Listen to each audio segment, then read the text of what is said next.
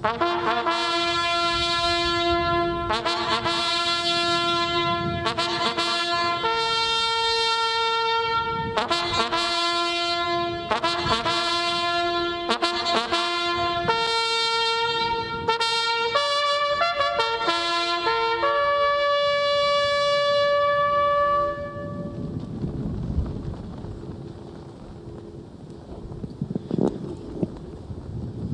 ask that you remain standing for the singing of our national anthem.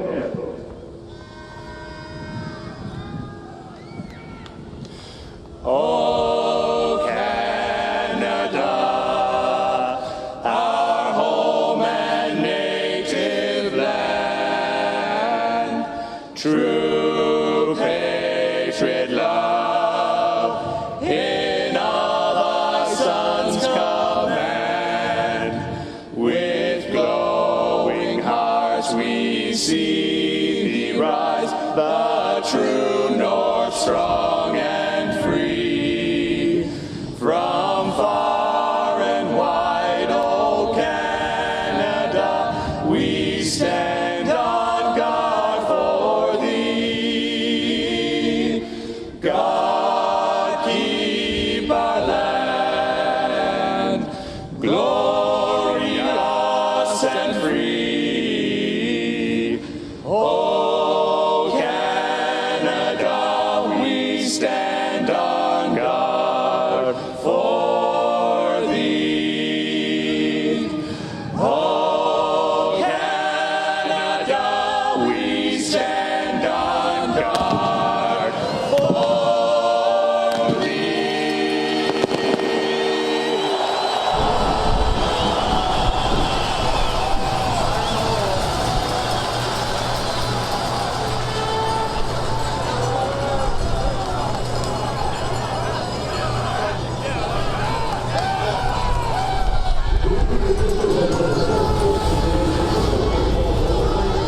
Starting quarterbacks brought to you by American Express. Realize the potential. Mike Riley, Grey Cup MVP a year ago, looking to get back. Zach Collaros back in the playoffs after missing it with injury a year ago.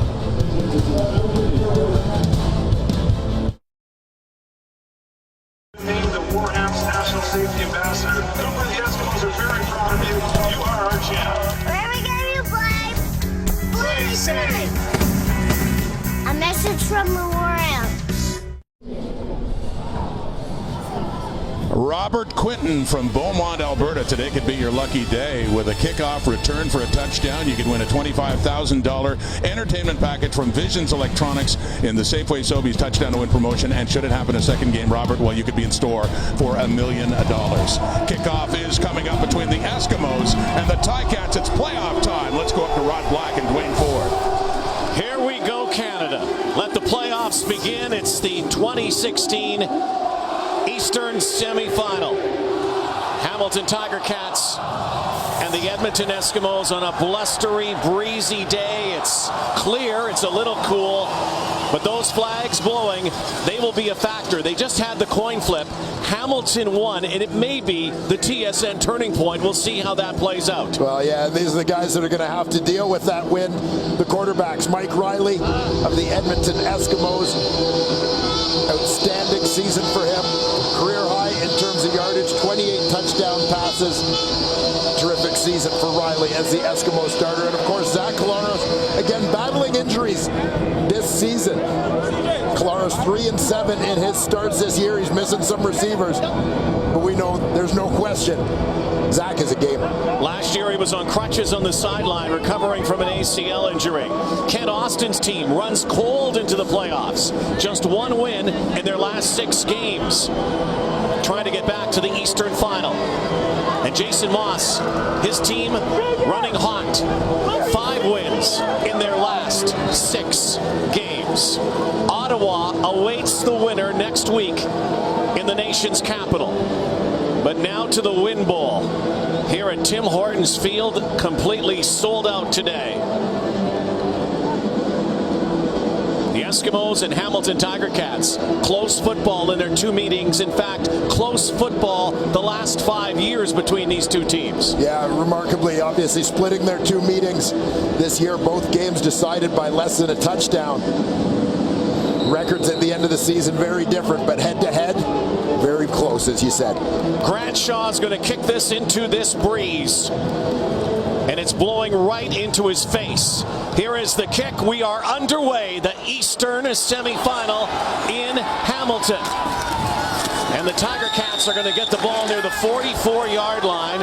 And Zach Collaros will bring his offense out on the field, a team that is missing some key components. Yeah, obviously the receiving core has been hit hard. Andy Fantuz, Luke Tasker, Chad Owens, all out of this lineup. So they'll have to find some replacements. But one thing to keep in mind about Zach Collaros, in his 8 full games this year, amongst his 10 starts, he averaged 335 yards a game through the air. That's a 6,000-yard pace for Zach Collaros. Great starting point near the 45-yard line. Collaros from the shotgun. We'll keep it on the ground to C.J. Gable, who should be a factor today in this ball game. A team that doesn't rush the ball very much, the Hamilton Tiger Cats. Oh, look at the offense around Zach Collaros. Obviously, a key guy today is going to be C.J. Gable. He was their leading receiver as well as rusher the last time these 2 teams met. Keep an eye on Brian Timms, newcomer in that receiving core. Had a big game last week. Kevin Elliott, the former Argo, 5 catches a game in his 3 starts. On the offensive line, they've had to juggle the ratio with Fantuz out. Brandon Revenberg, the rookie, number 3 overall pick, starts at right tackle. Throwing down, 4-man rush. Collaros now moves the pocket a bit and finds the receiver up near the first down marker. And it is newcomer Brian Timms, only a couple of games in. The former NFLer, played with New England and won a Super Bowl with the Patriots. And Timms has the completion. They're going to likely measure this. It's going to be a 3rd down play. Timms quickly to the sideline. They bring out the big bodies, and they'll go for it here on 3rd down in their first series. Yeah, no question. Hamilton starting this game with the wind at their backs. They want to maximize their possession time with that ball. Hamilton 13 for 16 this season on 3rd down plays.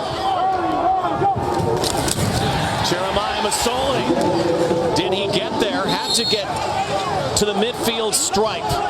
The marker just before, and they will move the chains. It is a 1st down, Hamilton. There's Masoli, who spent last season, of course, in the postseason as the starting quarterback with Collaros out of the lineup, but he'll come in on some of these series, particularly short yardage today.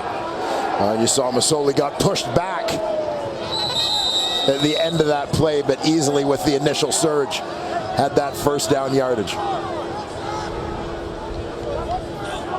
Right from the midfield stripe.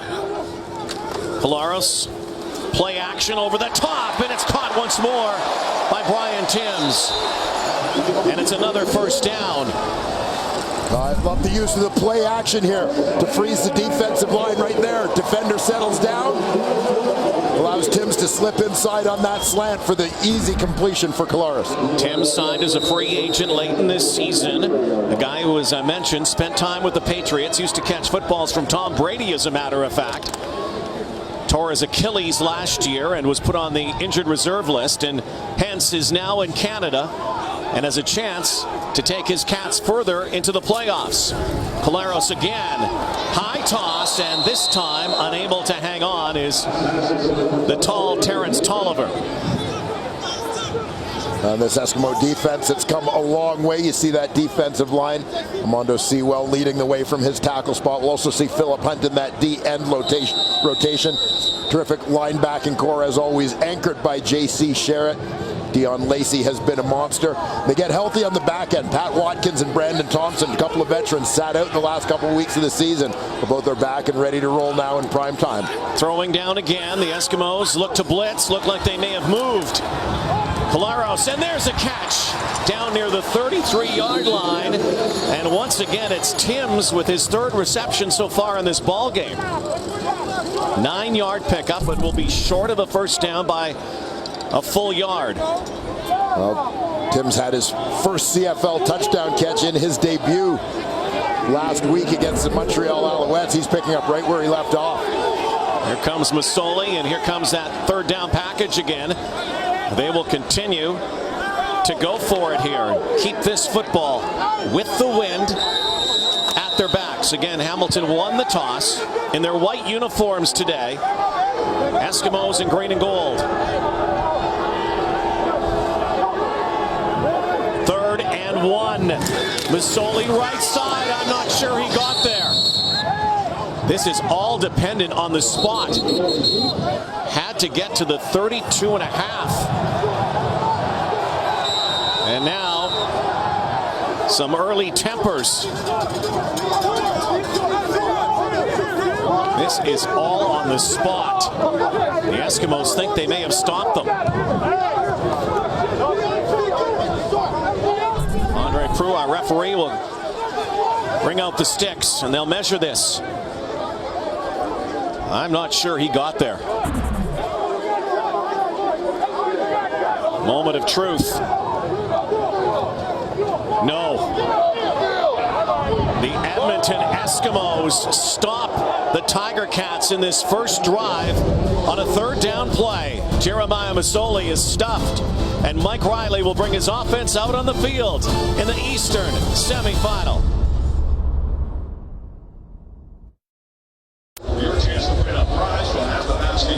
For as much turnover as there's been in the Edmonton Eskimos defensively this season, one place where they've had continuity is on that D-line.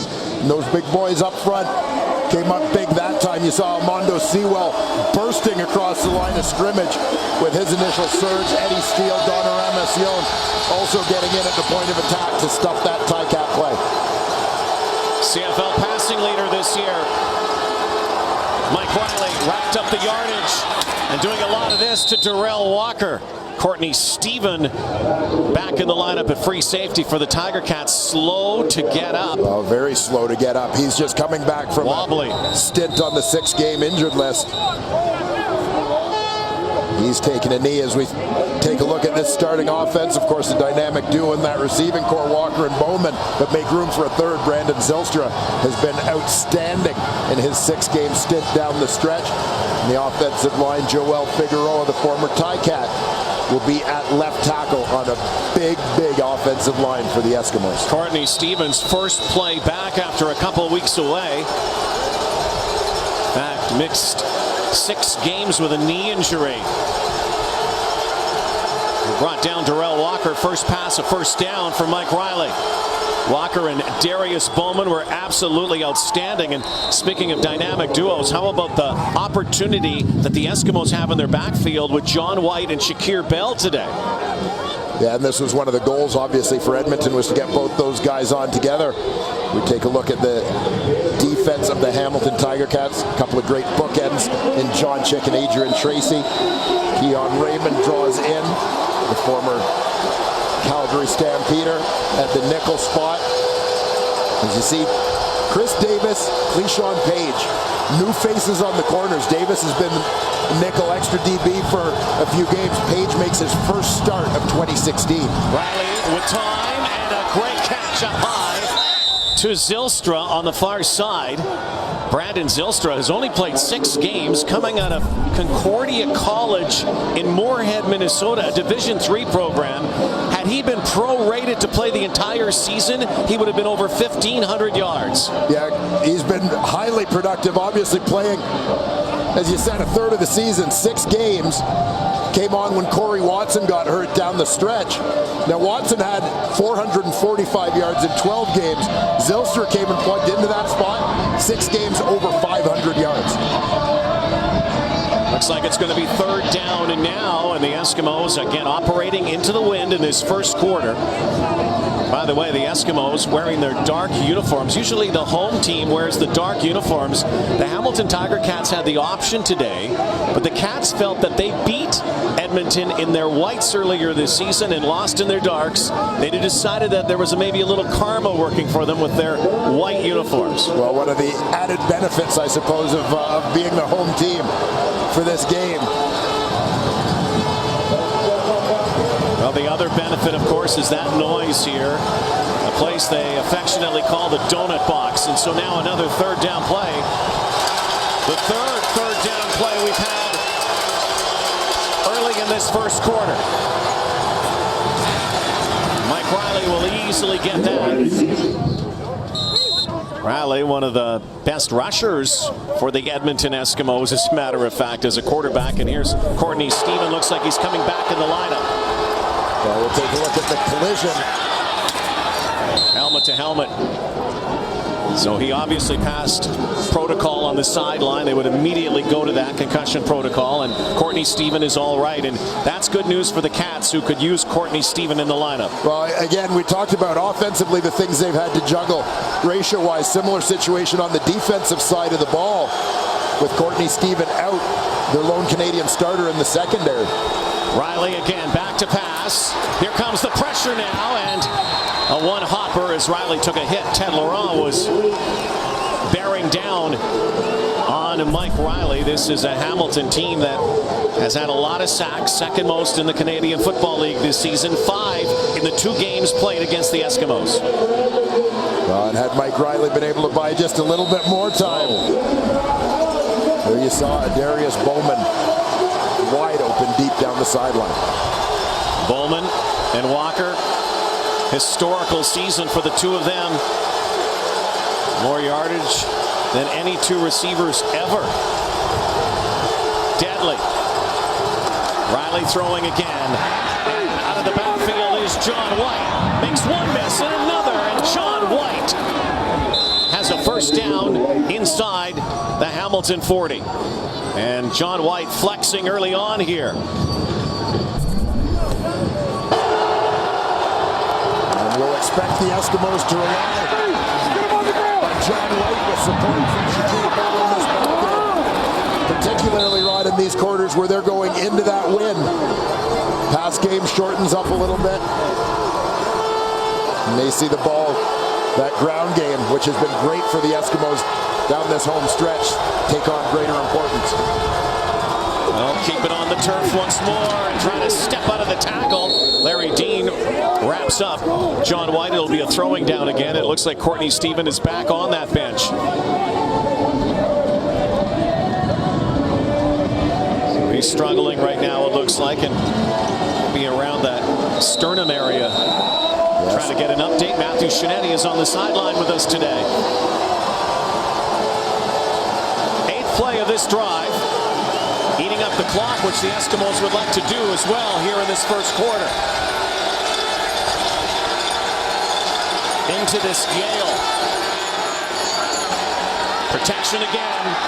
Slings it out again. John White, look at how slippery he is. Close to another first down.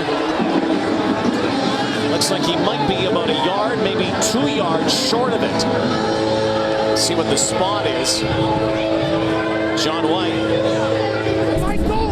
Another couple yards after the catch. Well, John White taking on big importance, as we talked about. 3 plays in a row. A couple catches and a carry for the running back. Good season after missing all of 2015 in that Grey Cup run last year. Tore his Achilles tendon, and already some bad blood out here between these 2 teams. There is a challenge flag from Jason Moss early on here. It would be third down, unlikely. Challenging the ruling on the field. They believe there was an illegal contact on Edmonton number 89. The play will be reviewed.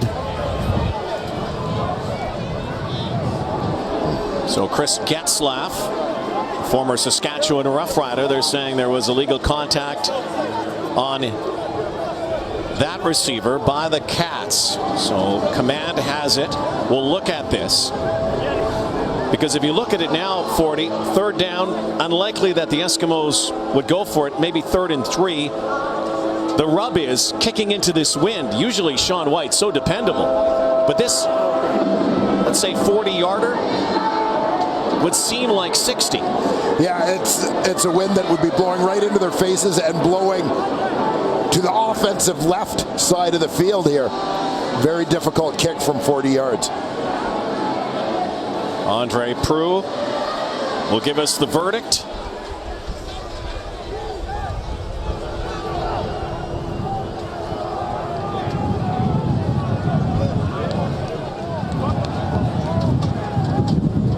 Mason Moss and the Eskimos, 46% on challenges this year, 12 of 26. Moss, of course, the offensive coordinator a year ago for the Ottawa Red Blacks, a team that played against Edmonton in the Grey Cup game. After review, there is illegal contact on receiver Hamilton. 10-yard penalty enforced from the 38-yard line. It will be Edmonton first down. Ball will be placed on the 28-yard line. First down. So the point we made about Sean White and that kick, moot now because the drive continues.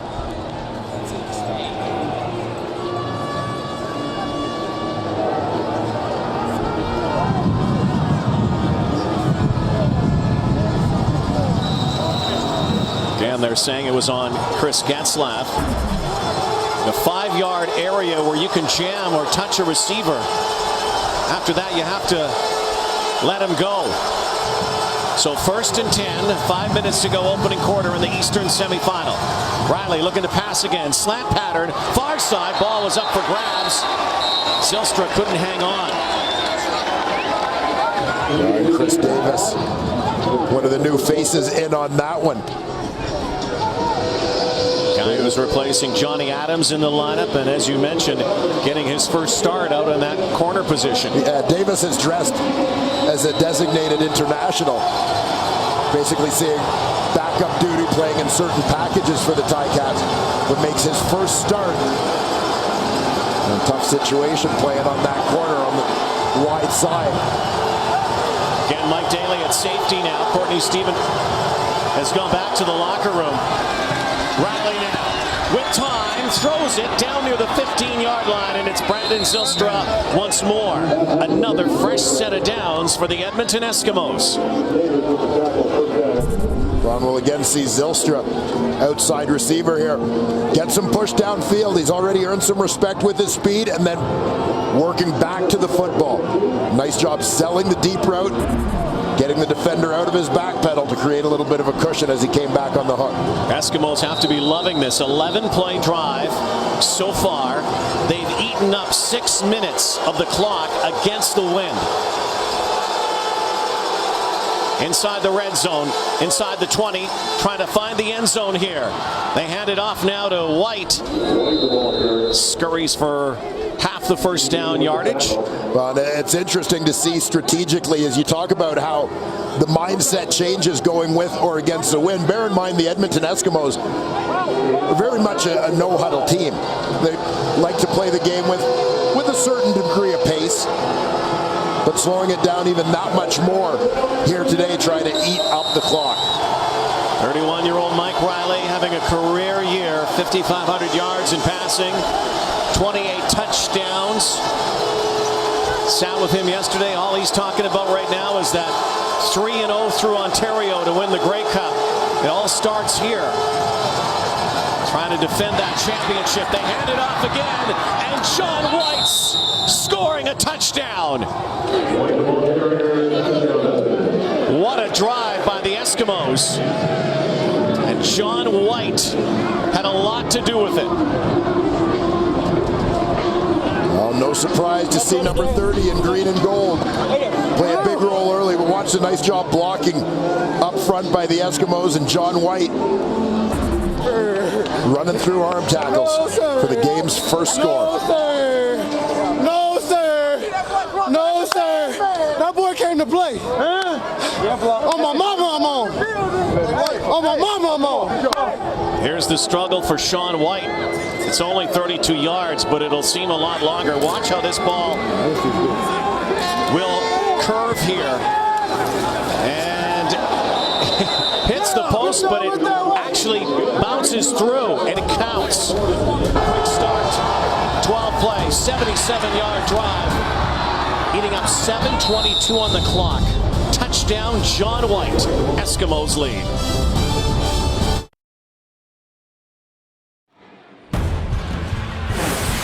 The CFL playoffs on TSN are brought to you by Shaw, proud sponsor and fan of the Canadian Football League.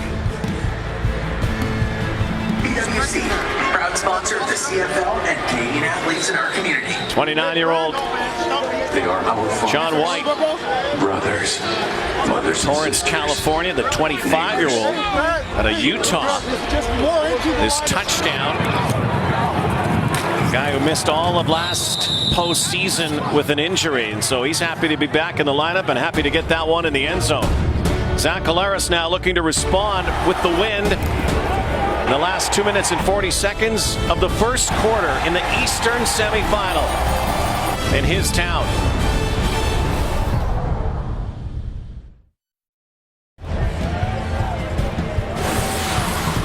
The CFL playoffs on TSN are brought to you by the Nissan Titan. 2 teams, 10 trucks, traveling from coast to coast to the Grey Cup.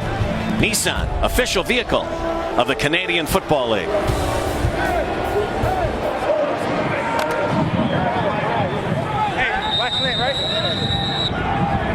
Zach Collaros out of the gate, 3 of 4, 31 yards. That first series, though, interrupted, of course, by that failure on third down. Collaros, a quick hitter this time over the top.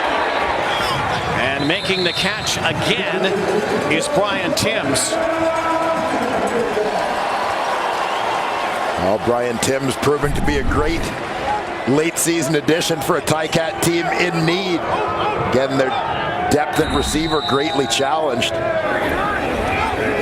3 of their top 3 guys, Fantus, Tasker, Owens, all out of the lineup to finish the season.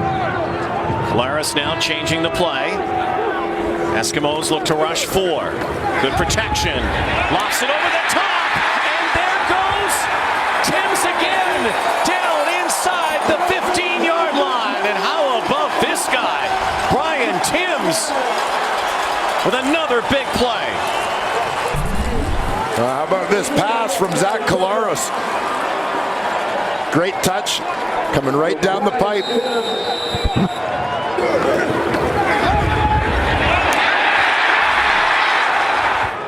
Great response from the Hamilton Tiger Cats after the Edmonton touchdown. Eskimos almost jumped offside there. Again, Collaros. 5 completions, all to Timms, who has 91 yards receiving already. Collaros now is in trouble, and he has to throw it sidearm. And Junior Collins can't hang on. Quick coverage there. And Odell Willis had retreated as well, and so Collaros, incomplete pass. It'll be second down. Eddie Steele, former Ticat, a defensive tackle, is the man who supplies the pressure here. Just gets an edge on Mike Filer, but Zach Collaros. And this was one of the things so talked about before this game. Edmonton did not sack Collaros in 2 games. Did not get a sack against the Ticats in 2 games this year. A lot of pressure. But Zach had some great escapes in week 19 against the S. Play clock's at 1. And a time count violation here. Time count violation. Hamilton number 4. 5-yard penalty. Still second down. Saw Odell Willis reading that play clock as well, trying to jump it at the last moment, but did not matter. That will take the ball back another 5 yards. In the final 40 seconds of this opening quarter. In the howling wind in Hamilton. Second down, 15. Cats looking end zone here. Collaros over the top, and Collins can't hang on, and it was overthrown. And talking with Zach before the game, he was mentioning that ball with the wind will have a tendency to do that. It will sail. Had to be wary of that, and that time an incomplete pass to Collins. Junior Collins right on the hash mark to the wide side of the field. And you'll see how this ball sails just a little bit long. We talk all the time about the wind as an advantage when it's at your back in the passing game, but not always the case. Brett Maher practically half-foot that through. That's on the street. Cats are on the board. First quarter ticking down. 4-point Edmonton lead.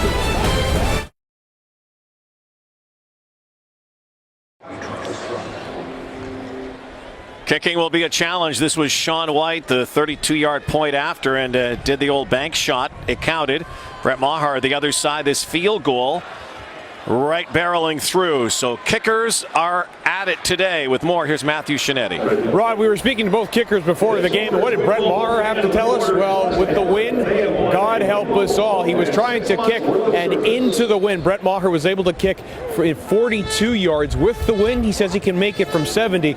Sean White says you have to kick the football like a soccer ball. He can kick it 40 yards into the wind, and he's got it with the wind 60 yards. Rod? Look at this. This is like a frisbee contest here. This one would have been good from 62 yards. But it's not just going lengthwise on the field, as you can see right now, pushing to the left for the Eskimos, pushing to the right for the Tiger Cats as well. Mike Riley swinging it out to his fullback and special teams star Mike Miller, who's filling in for Calvin McCarty, who's out with injury. And Miller gets a rare touch out of the backfield and will get another first down for the Eskimos as the clock ticks down on this first quarter. Yeah, Mike Miller's done a nice job. This is a guy who's a defensive player through his college career, first few players in the CFL, being asked to flip over here to the offensive side of the ball. Big play there for the Esks. Barring penalty here, final play. This windswept first quarter, dominated by the Eskimos, who scored against it. Shakir Bell in the game, play action, and they're saying incomplete, looking for a Darius Bowman. That would have been his first reception. Teams will trade ends now. The Eskimos will have the wind at their backs. The Cats into it. You ready for us? We are into it. Playoffs underway.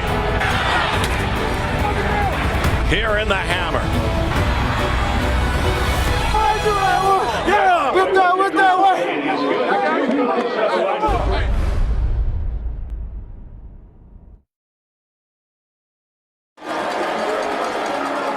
One quarter complete here at Tim Hortons Field in Hamilton. 7-3. The defending Grey Cup champions trying to go the long way home to get back to the Grey Cup game, stay in Ontario and go the crossover route. No team has ever done that in the history of the game, but the Eskimos told us yesterday, Dwayne, why not? We've talked so much about the wind and the kicking game, quite obviously, but what about the throwing game? The boys in the studio were talking about, passing against the wind and how much more velocity, zip you have to have on the football. Yeah, I mean, it changes the way you approach your touch on the football, and as Schultze and Matty talked about, you got to throw hard into the wind. It's got to be a tight spiral to minimize the effects of that wind, and we saw Mike Riley do a pretty good job managing that through the first quarter. Now Zach Kolaris gets that challenge, but you got to adjust now when you're Riley for the second quarter with the wind at your back. It's pretty much untouched as well. Riley, good coverage. Chris Davis on a Darius Bowman, but a penalty flag near the Eskimo sideline, and that usually is in interference territory. Well, following the ball at the end of the play.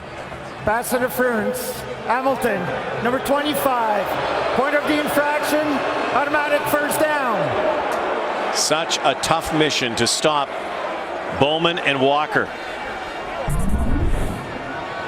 And you'll see as the ball gets thrown to the left of your screen here. You see Chris Davis come in with the contact just a little bit early on a Darius Bowman. First and 10 from the 44 of the Cats. Riley again now has to move. Mike Riley will throw it out of bounds into his own bench wisely as he was in hot pursuit from the Cats, Adrian Tracy and company. Well, there are the numbers on the season. It's a good life. Mike Riley. Well, no question. Good to be a quarterback when you've got Darius Bowman and Darrell Walker, among others, in that receiving corps. Coming off a Grey Cup championship, of course, last year in Winnipeg. Trying to get back to that Grey Cup game. The team has done that since 2010. The Alouettes. Here's the rush. There's the football. And Darrell Walker. Fresh set of downs again for the Eskimos. Darrell Walker, 26 second down conversions for him this season. 40 for Darius Bowman. Well, you see the double slants. Walker's on the outside, but he's got Bowman running the same thing inside. That's going to turn the inside defender away from where that slant is coming. Opens things up for Darrell Walker. A little bigger window for Riley to lead him with that ball. Eskimos put up the second most passing yards in the league this season. Most offensive yards. A run game that was second overall as well. Offensively, they had no problems. Mike Benavides had a challenge, though, defensively for this team. Personnel at the beginning of the year and gaining some traction. But offensively, they've hardly missed a beat. No, they've been terrific. And when you look, I mean, so much has been said about that overhaul of the coaching staff, overhaul of the defense. But when you look at what they did on the coaching staff, you've got a guy running the offense who got his ode to the Grey Cup game last year, and a defensive coordinator who in his last job as a DC won the Grey Cup game. Another second down try here. Now 6 for 7 on second down conversions. And again going to Mike Miller. Seldom used in this situation. Miller has his second catch of the day.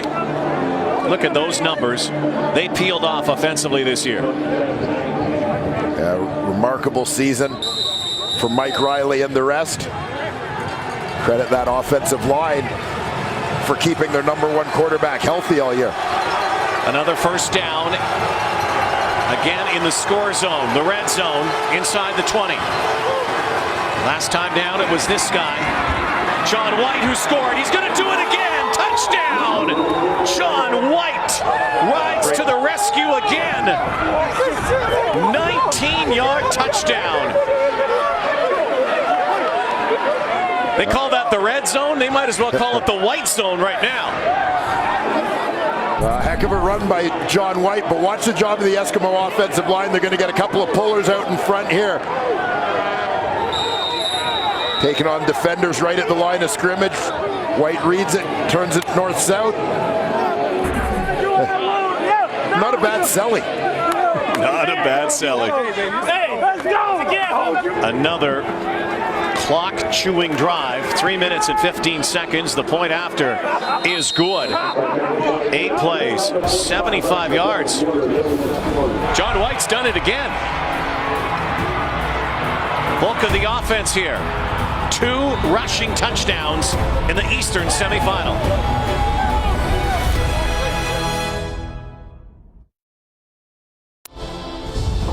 Shaw Road to the Grey Cup continues today. Blue Bombers take on the Lions in the Western semifinal. Action 4:30 Eastern, 1:30 Pacific on TSN 1, 3, and 4. Welcome back to the John White Show, Mr. Ford. Well, we had a feeling he'd be important. Look at this. That's his inner 80s. I've seen you do that before. You got a little of that in you, haven't you? I might get about a third of the way down before you start hearing things pop and snap. All right, now John White is in the groove. The Cats have to get something going or they're going to pop and snap. Maybe it's that guy you just saw, Brandon Banks. A couple of years ago, he was the sole reason the Cats ended up in the Grey Cup. Banks is going to watch this. Will it get right through the end zone? He's hoping. And Dion Lacey downfield quickly. Banks wanted that to go through without touching it. There would have been no point put on the board. Here's Lacey. Dion Lacey had a monster season playing regularly on D, but he still loves his time on special teams. 230-pound linebacker, and he's the first guy down the field every time. So put a point on the board. Lacey getting down there. It's 15-3. Zach Collaros. 28-year-old out of Steubenville, Ohio, the former Cincinnati Bearcat. And Don Ramasian wrapping up again. Here's what Zach Collaros did. First 4, last 6. Yeah, off to a very good start to the season, but you see the numbers dipping down the stretch, and this was the story for the Tiger Cats in general. It's been the talk coming into this ball game. 1-5 in the final third of the season. Brandon Banks just brought a play in from the sideline. We'll see if they utilize him here. 5 receiver set. Collaros looks and goes to the far sideline, but it won't be a first down. And it was Junior Collins in the Edmonton D coming up big again. A quick 2 and out induced by the green and gold. Well, and again, that 2 and out, minimizing Hamilton's ability to run down the clock. Mike Benavides and his group get after it. You see, watch Collaros as he goes to throw this football. Getting a bit of a tap there from Philip Hunt on the flyby. Brandon Zylstra has only had 1 punt return since coming into the Canadian Football League. The Eskimos electing not to go with their regular returners. This is a good kick into that wind. Coming back now, and Zylstra is corralled near the 40-yard line, and a loose football. Might it be Hamilton's? The Eskimos have it. Brandon Zylstra losing the ball here and able to get it back, it looks like. Almost a turnover. Mike Riley has Edmonton sailing right now. 15-3 ball game.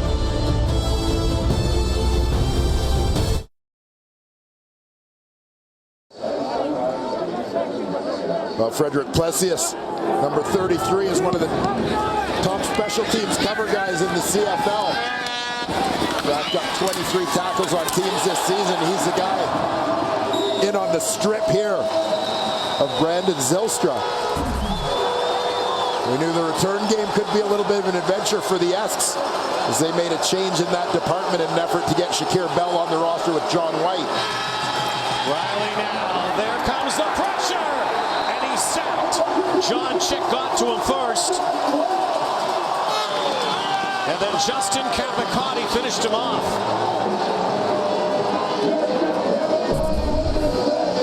Well, John Chick is going to come from defensive right side here. He supplies the initial pressure. Justin Capicati in pursuit from the backside. Cleans it up. Ticats showing those 5 defensive linemen, 3 ends on the field. In Chick, Capicati, and Adrian Tracy looking to get after Mike Riley. Capicati will celebrate a birthday tomorrow. Now Riley on the roll and avoids the rush, and Mike Riley will throw it down the sideline out of bounds. And finally, some pressure from the Hamilton Tiger Cats, making Mike Riley move that pocket. And it's the first 2 and out forced by the Cats. And exactly what you need. Working against the wind, cut down the other team's opportunities and time of possession. Bradshaw averages 44 yards a punt. His longest is 79. He might rival that one here. This he will launch into this tornado. It's almost swirling like it right now. Big wind, and Brandon Banks is back near his 35.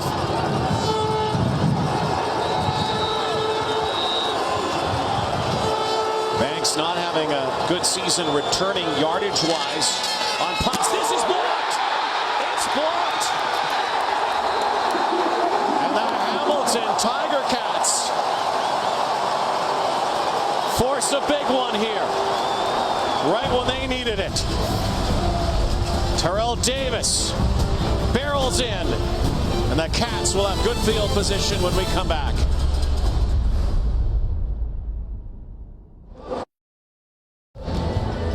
The CFL playoffs on TSN are brought to you by BDC, the only bank devoted exclusively to entrepreneurs.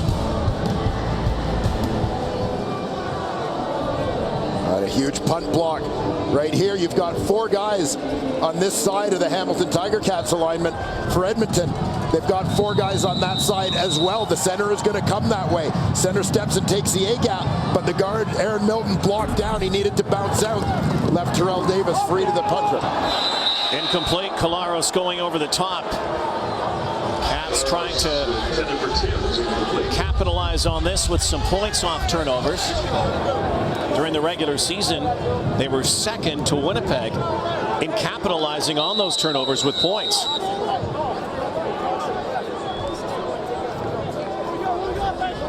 Right now, it's almost a must early in this ball game. They can't let this lead get away from them. Eskimos right now up a dozen. There's the rush again. Collaros now has to step up. He goes end zone and dropped. Trying to lay out for it was Timms. He's made a number of good catches so far. Collaros, though, under duress again in the pocket. Yeah, a lot of twisting up front from the Edmonton Eskimos as they try to free up people to the quarterback. The Ticats actually picked it up pretty well, and this is what allowed Zach to step up. With Timms in the middle of the field. Okay, Brett Maher. Let's see how he operates in this wind. There's a challenge flag. Kent Austin's thrown one right now. And likely challenging an interference, perhaps. Hamilton is challenging the ruling of the field. They believe their number 82 was illegally contact. The play will be reviewed. So illegal contact on Brian Timms. Hoping to have that last play overturned and keep the drive alive. Timms, the number 2 receiver, into the boundary. We'll follow him on this route. We're clearly past 5 yards at this point. Maybe a little bump just before he went after the football. It's tough to say from that angle. Keep an eye on the right side of your screen. Well, maybe right there. Yeah, I mean, the defender had hands on. Frankly, it looked like less of a push to me than an attempt not to collide with him.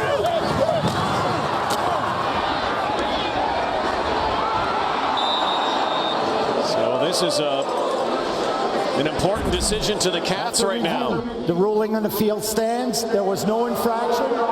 Hamilton is charged with their first timeout. Hamilton loses that timeout. So backfiring. And now Maher comes out. Former Nebraska Cornhusker. And Ottawa Red Black. Again, we'll have to use that wind meter right now. Have to kick it really far right, but this is not going to curve back in. Misses it wide. And Shakir Bell is thinking about it, and he will bring it out up near the 20-yard line to the 25-yard line. Does not give up a point. There's a flag on the play, and everything seems to be going Edmonton's way so far. Again, you have to aim this right because of the wind, but this was a little too far right. Yeah, you see the ball start to pull back, but just not enough. During the return, illegal block. Hamilton number 47. 10-yard penalty. First down.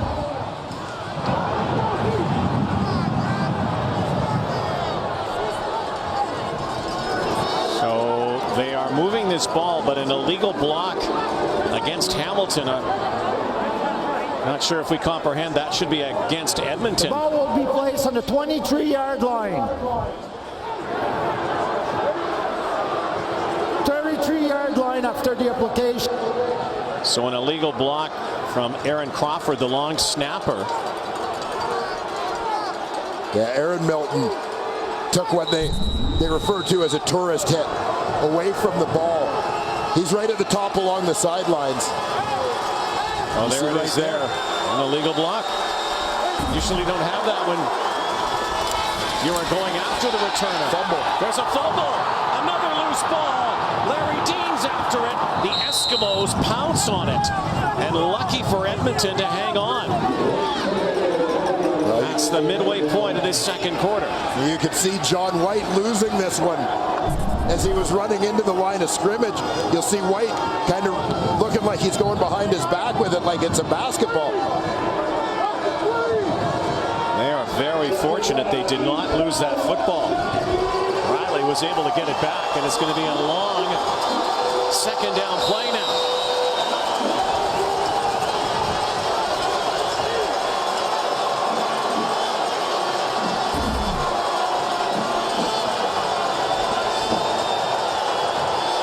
From their 17-yard line, 2nd and 26.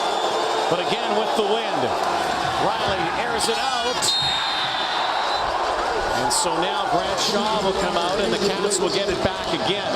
Hamilton's going to have to get its offense going here, though, because Edmonton's defense has really ramped it up. Yeah, I mean, one way or another, you've got to find a way to capitalize if you're the Hamilton Tiger Cats, particularly when you're given something of a gift off the punt block deep in the opponent's territory. You can't come up empty.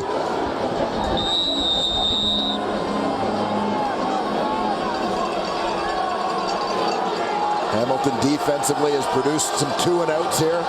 Special teams provided the block punt. It's that offense that needs to get going for the Caps right here. Here they come again. There goes the ball. Towering kick.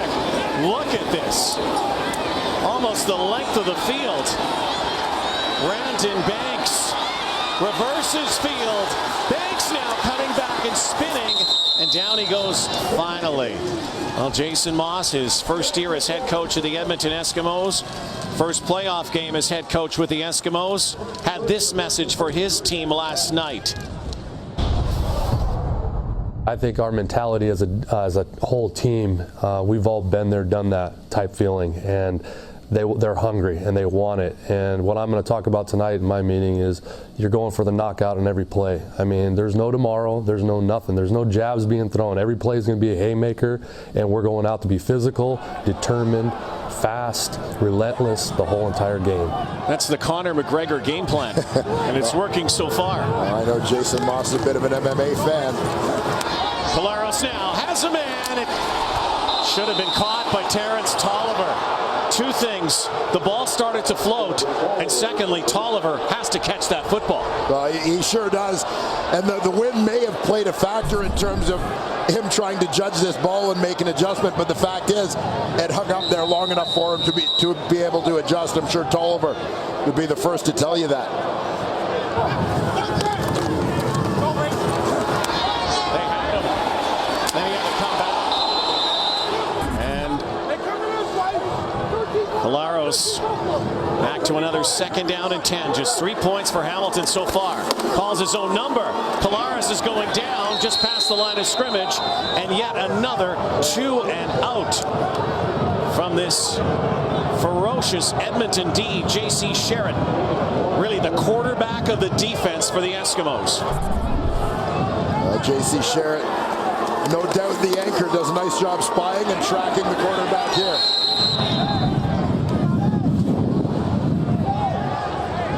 Much to the pleasure of his head coach.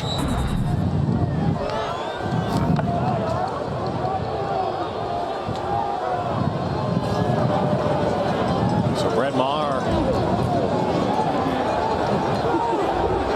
right into this breeze. Again, it floats. Zylstra sure-handed. Down he goes at the 38-yard line. So now back to this Hamilton D, which has been on the field a lot in the first half. There's their coordinator, Orlando Steinauer. With more, here's Matthew Shinetti. Just as Jason Mossrod had a message for his team, Orlando Steinauer has a very particular routine when it comes to the playoffs. It's impromptu. He pulls his team off the field during the day of the walkthrough, puts them in the stands, and says, guys, tell me your story. How do you relate to your teammates? How do your teammates relate to you? He did it as a coordinator or as a position coach in Toronto, has done it a few times. It's either before a division final, before a Grey Cup sometimes. He said he didn't know he was going to do it, but Adrian Tracy told us yesterday, when you're around that, you hear how much your teams care about you, you want to play harder even more. Guys? Mike Riley launches now, sideline. Trying to make a circus grab is Darrell Walker. Watched by that rookie corner, LaShawn Page out of Boise State. What a challenge. LaShawn, I know you haven't played there before, but here, go cover this guy. Well, LaShawn Page, a guy who spent a little bit of time with the Ticats last season, rejoining them partway through this 2016 season, but didn't see game action. Draws in here in a matchup against the always dangerous Darrell Walker on the boundary side. Riley again looks one way, now the other near the first down marker. LaShawn Page wins another one. So Orlando Steinauer and Kent Austin saw something in this young man. And right now the defenses on both sides starting to stiffen here, tighten the screws. Yeah, this has definitely been a defensive quarter, number 2 and outs. Going both ways. 6 consecutive 2 and out possessions in this ball game, obviously 3 apiece. Bradshaw's last kick, 79 yards. He does it here. He puts it in the end zone practically. Here comes that rush again. High kick into the sunshine. Brandon Banks turns it back towards the far side. Only an 11-yard gain on a 55-yard boot. 3-minute warning before halftime. Time's flying on the Hamilton Tiger Cats. They trail their visitors from the West 15-3 in the Eastern semifinal. Back at field level, 3 minutes away till halftime, and our tent still hasn't blown away, so that's a good sign. Hey, wave everybody, come on. Yeah, coming up, we'll have thoughts on this. The Eskimos against the wind in that opening drive. The defense is doing. Thoughts on Winnipeg and BC coming up later.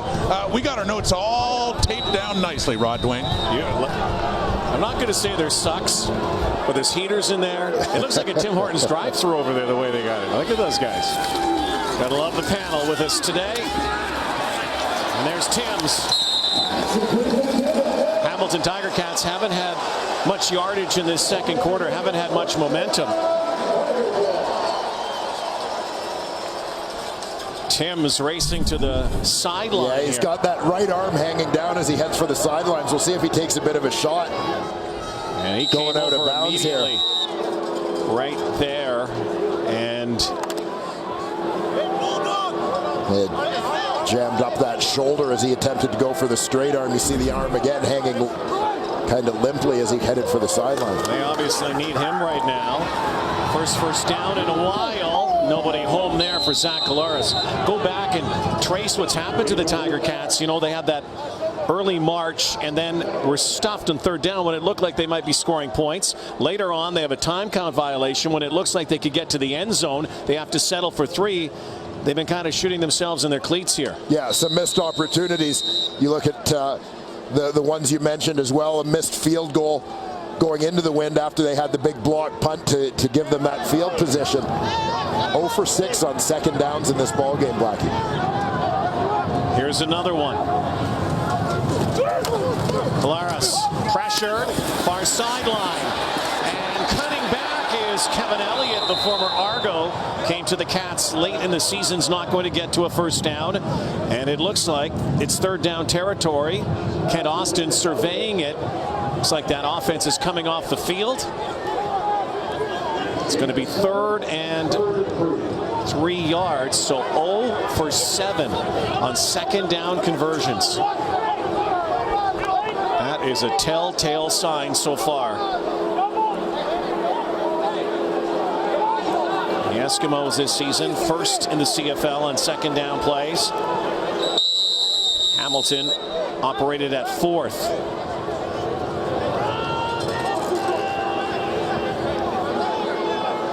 Maher gonna hoof one again.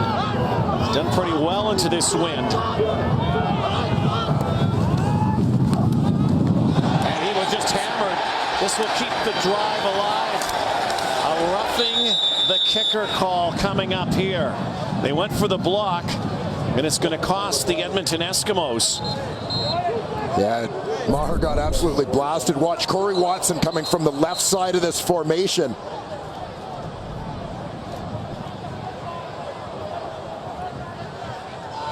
Maher with leg still in the air. Watch his left leg, though, that gets caught by the diving. Whoa. Corey Watson. Major foul. Roughing the kicker. Edmonton number 18. No yards. Hamilton number 20. 15 yards will be offsetting, but because of the major foul, it will be an automatic first down for Hamilton. So costly one for Corey Watson. We'll have to see how Maher is doing as he is limping to the sideline. Well, that plant foot, his left leg. It's bad enough you got the wind. Could you imagine not having your kicker? Major foul. Roughing the kicker. Edmonton. Holding. Edmonton. And no yards, Hamilton. The major foul will be applied, the holding will be declined, and it will be first down, Hamilton. Thank you, Andre Prue. We have all of that now. So the biggest concern right now is Brett Maher. We also saw Brian Timms go to the sideline, so Matthew Shinetti's going to try to get us an update down there. And Mike Riley will stay on the sideline for now. Final 2 minutes. 2-minute drill for Zach Collaros, trying to find the end zone here. What has been a flat line first half for their offense. Slithering forward is Collins. The Eskimos want an incomplete call. They're not getting it. They're saying it's a catch, the midfield stripe.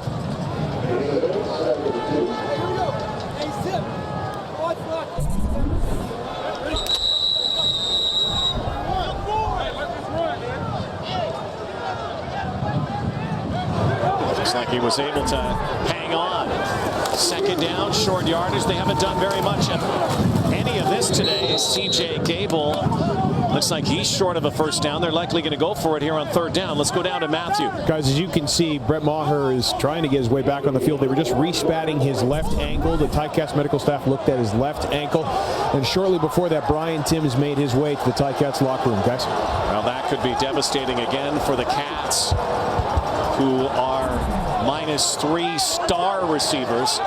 Luke Tasker, Andy Fantuz, and Chad Owens on for the season. Maher, on this third down, they are sending him out to boot it away, much to the chagrin of the Hamilton fans here. Third and a yard. They've already been stuffed once, but this is not showing a lot of confidence in your offense. Maher looks like he's okay. There is a penalty flag, likely no yards. So not a good turn of events here for the Cats. Coming up at halftime with the boys in the tent. GMC Precision Playbook. Jock Limey will break down the Hamilton number 29, 15-yard penalty, first down. miracle on Bank Street last year. Greg Ellingson's catch in the Eastern Final. Got the Red Blacks to the Grey Cup game in the win over Hamilton. Are you surprised that they didn't go on third down there? Well, I'm surprised that they didn't go for it. You look at how this turned out. 23-yard punt. You got a return plus 15 yards, no yards. Like the net gain on this, you may as well have gone for it even if you missed. Mills still working on their kicker. Mike Riley has a chance to put more points on the board. Defending Grey Cup champions have looked very poised in this first half. And this guy has been sensational. Sean White Another scamper for a first down, and White with those 2 early touchdowns, quite simply the difference in the ballgame. You got the impression that John White maybe was a little tentative early in the year, coming back from the Achilles injury that cost him his 2015. It was when Shakir Bell stepped in for a couple of weeks and turned in a couple of big games. Seemed to light a bit of a fire under John White, and he got going down the stretch too. Funny how that works sometimes. And Shakir Bell in the lineup as well today. They can go to him if need be. They'll keep it on the ground to White. John White scoots back again and gashes that middle for another first down. It looks like it's very close. We know how explosive John White can be, but one of the things I've loved about his performance carrying the ball so far in this ball game has been his patience, his ability at times to just delay, pause, wait to set up his blocks. 8 carries, 70 yards Please, timeout, please. for John White so far in this ball game. Seconds. The Eskimos threatening again. Biggest thing for the Eskimos is they have taken the crowd, which can be rabid crowd at best here in Hamilton, right out of the ball game. And Mike Riley looks like he has the first down. It is so quiet here at Tim Hortons Field, thanks to Mike Riley and the Eskimos in this Eastern final, which has some Western flavor. A little crossover happening. Lady stole your hat, Blackie. Hate when that happens. My favorite one, too. 1st and 10. Riley just keeps it on the ground here. There goes John White. Look out, down to the 10. Down near the 7-yard line. John White is running all over the Hamilton Tiger Cats. A 27-yard pickup. Well, it was just 2 weeks ago. John White had 15 carries, 132 yards on the ground against the Hamilton Tiger Cats.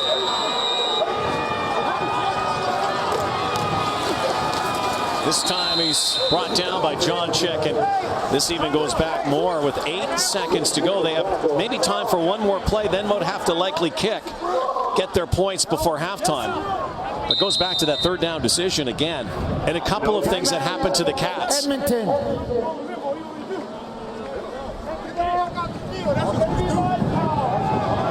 It hasn't been a completely clean first half by any stretch for the Eskimos. Bobbled the football a couple of times, had a block kick. But Hamilton has not been able to answer.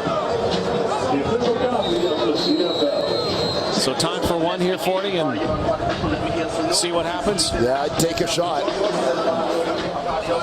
This guy has been money.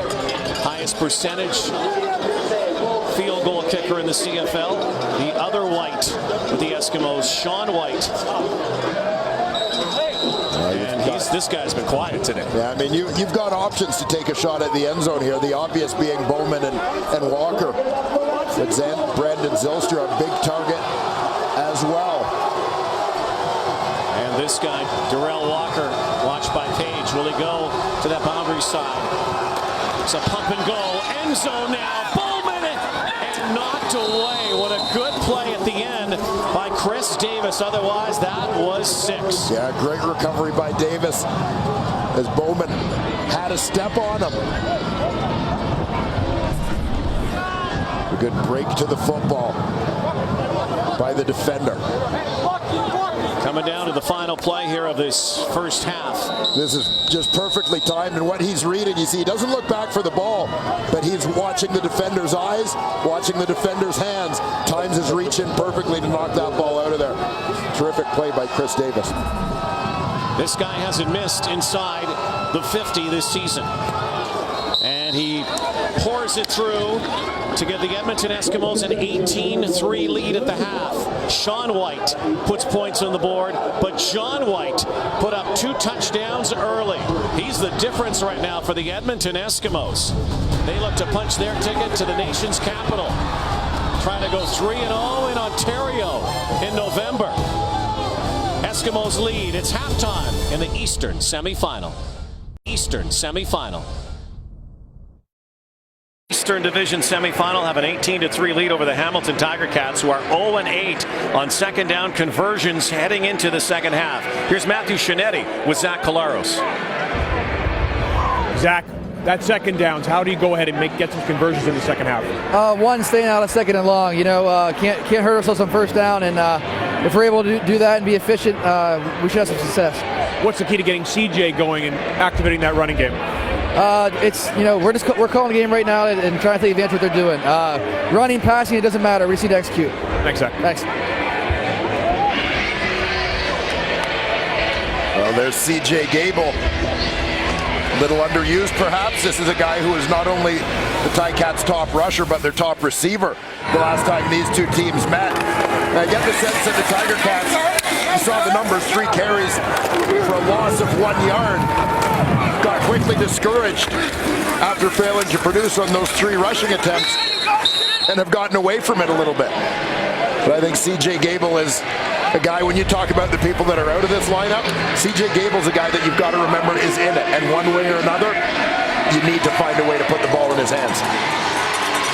Now the Cats, when they trail at the half this season, 3-10, the first half numbers have been abysmal to say the least. Almost minus 130. But their second half is much better, and they did come back and beat the Eskimos, trailing by 25 in their first meeting. Ball comes off the tee here, and again the wind still blowing hard here in Hamilton. So a little assistance for Brett Maher. Looks like he's okay after getting knocked down by Corey Watson. As Mike Riley told Matthew Shinetti, Eskimos made a few mistakes and were able to hang on, and the Cats did not capitalize. We'll see what happens here. Second half underway. Shakir Bell from his 20 kicks it outside here, and then is brought down, pile driven at the 20-yard line. Well, for everything the Hamilton Tiger Cats didn't get out of the ground game, the Edmonton Eskimos sure did. John White, 10 carries, 98 yards. In the first half of this ball game, by far the best player on the field through the opening 30 minutes. Dictating the pace, combination of patience and explosiveness demonstrated by the Eskimos running back. He's been very good for them through the final third of the season. Well, very good in the last meeting against Hamilton, where he also rolled up 132 yards against the Cats in late October. Second downs for the Eskimos, 8 of 13. They've been doing a good job here. We'll have another second down play coming up after White is brought to a standstill after a 2-yard pickup. So again, the Cats winning the coin flip, defer. They will have the wind in the fourth quarter, but they've got to climb and claw their way back in this game. They need points in a hurry. Yeah, I mean, it's great that they've got the wind in the fourth quarter, but they've got to weather the storm here in the third first. Make sure they're not in a big hole going into the final 15. 5 receivers this time for Riley. Again, 8 of 13 on second down. 2nd and 6. Here's the rush, and Riley, a quick hitter, and Adarius Bowman goes backwards. And the spot will be about 3 yards, almost 4 yards short of a first down. Had Bowman gone straight ahead, he would have had the first down. That's his first catch of this game, and it comes early in the third quarter. CFL's leading receiver. Yeah, once again matched up against Chris Davis. Davis does a nice job staying with him, making sure once Bowman has that ball that he's got enough of them, at least to hold him up until the rest of the cavalry can arrive. Well, here's a guy who can make a difference, but again, his numbers this year, just 9.3 yards per punt return. Way down for Brandon Banks. They've been kicking away from him. They've been targeting him, but he's capable of taking one the distance. Will he get some running room here? Not again, but it's a good starting point for Zach Collaros and the Cats and this guy, CJ Gable. Let's go down to Matthew. What you guys were discussing before the half started, CJ Gable was very really annoyed with some of the blocking schemes and some of the running opportunities before halftime. He's been calling out some of his offensive line. Some of the coaches, positional coaches on the Ticats sidelines were trying to calm Gable down, but he was clearly frustrated with his production, or lack thereof, in the first half. Guys? Well, we'll see. He lines up in the pistol formation here behind Collaros. Cluster formation this time, and they immediately put it on the ground, and there he goes, C.J. Gable. Mwamba makes the tackle, and Gable's best run, his 4th touch of the afternoon. Well, the Ticats come out and line up in a 2-back set. The fullback, CO Prime, is going to be the lead blocker here. He's going to pull on the snap, and he looks to secure the edge. There he pins it, get Gable to the outside. So we'll see if by personnel they can create some advantageous matchups in the ground game. Prime on the sideline. Cats go to 6 receivers this time. Look like they want to burn one here on 2nd and short. And they go on the far sideline, and there's Terrence Tolliver. His first catch.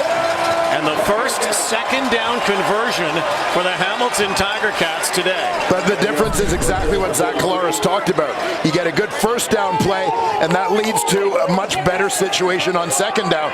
Way greater odds, obviously, and more options to make a play when you're 2nd and 2 as opposed to 2nd and 7 or 2nd and 8.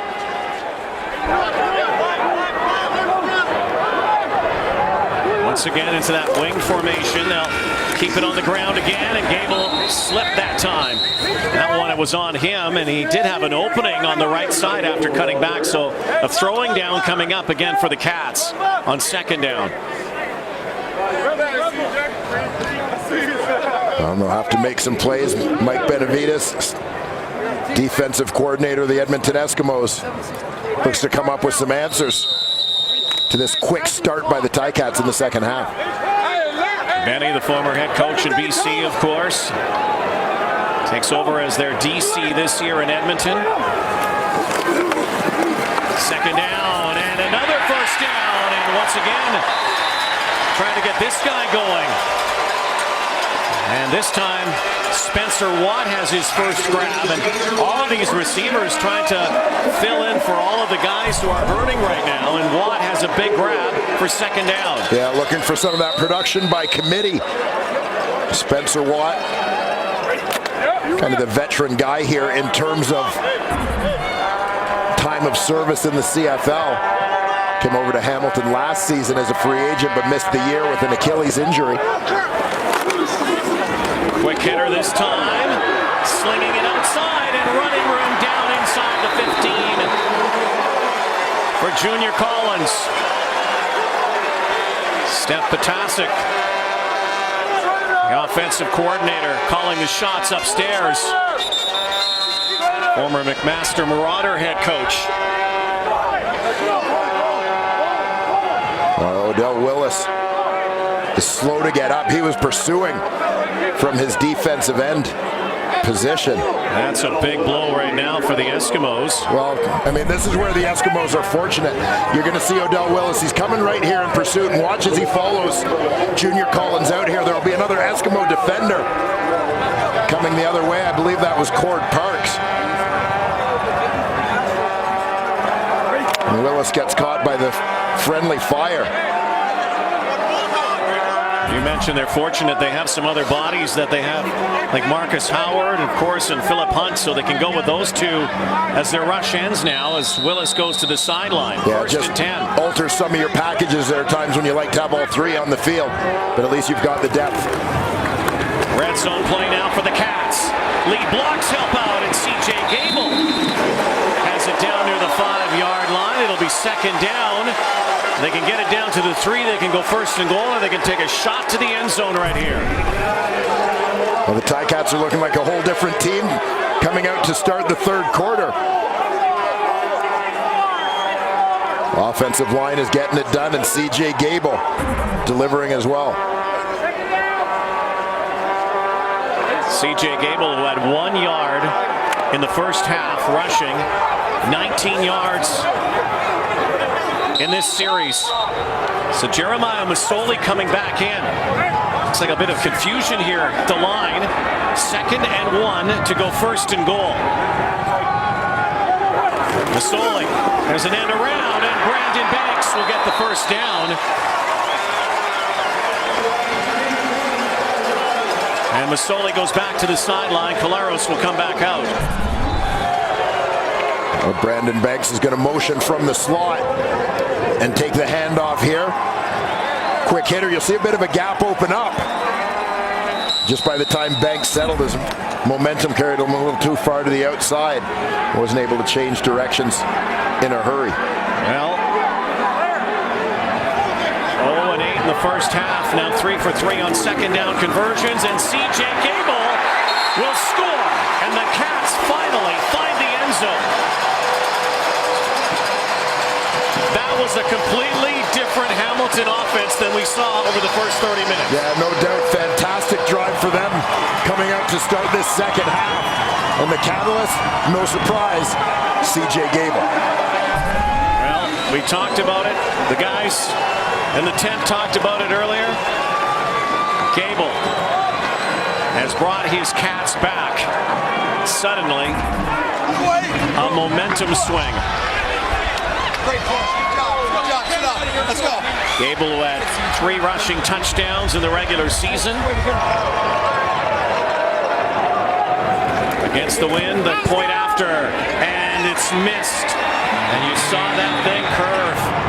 Maher misses it. But 6 on the board from C.J. Finally, the Cats are purring. 18-9 game here in the Eastern semifinal for Edmonton.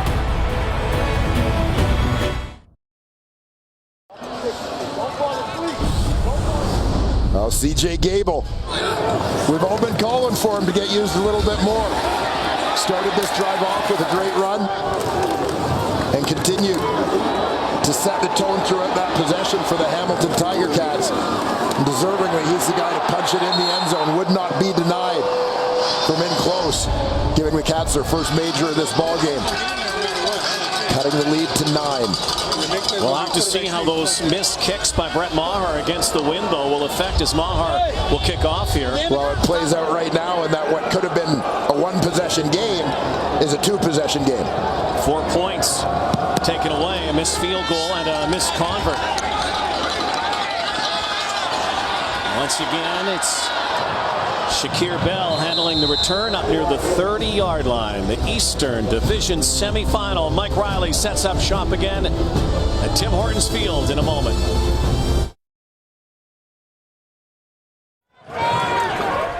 He is the prime suspect in an assassination. Now he's on the run. Ryan Phillippe stars in the new series Shooter. Premieres Tuesday night at 10 Eastern on Bravo.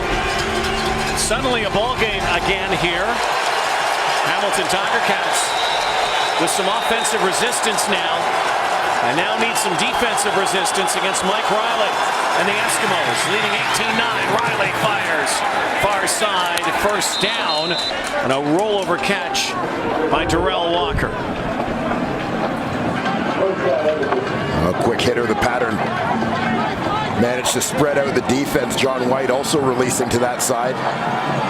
Created a little bit of space for Darrell Walker to go to work. All-star season again for Darrell Walker. Last year's CFL Rookie of the Year. Rolled up 1,600 yards. Jordan Lynch comes in at quarterback. This is what he likes to do as he tucks it and takes it and then is taken down by middle linebacker Larry Dean.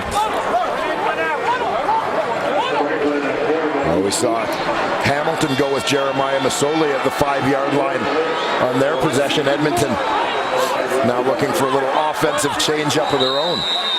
Just past the midway point of the third quarter here. Playoff day, game day. Green and gold, black and gold in the Golden Horseshoe.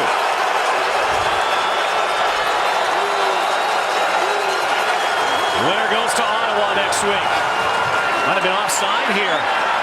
Mike Riley now rolls out, and Riley trying to get to that first down marker. Brought down from behind by Adrian Tracy. Now, it looked like an Eskimo had jumped a little early, but let's see what the call is. We had a chance to chat with Adrian Tracy yesterday. What a delightful guy he is. A guy with a huge appreciation of the opportunity he's been given here in Hamilton. Moms is in the house today. Here's a guy who played for the New York Giants a couple of years ago, said he was on the couch and felt he was being overlooked and said, you know, that was it for football. It took a stern talking to from his mom. That's right. Like so many of us, mom got him straightened around.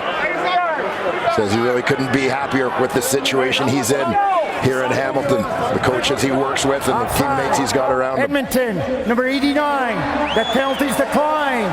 Third down. So it'll be third down.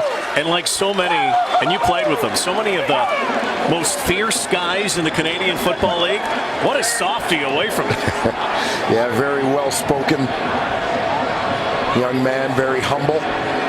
Terrific season for Adrian Tracy. And he wants your job. Or maybe it was a panel job. I'm not sure who it was. He was kind of looking at Schultze yesterday when he said that.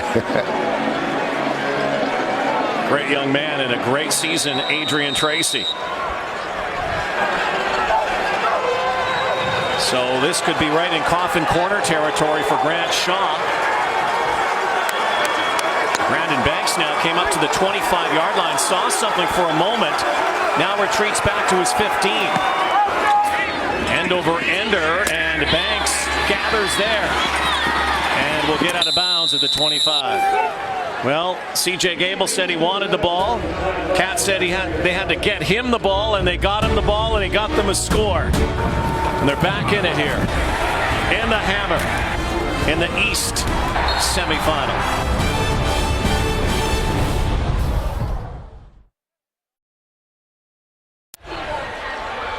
Great sound in the CFL. Tuesday, CFL 30 on the air.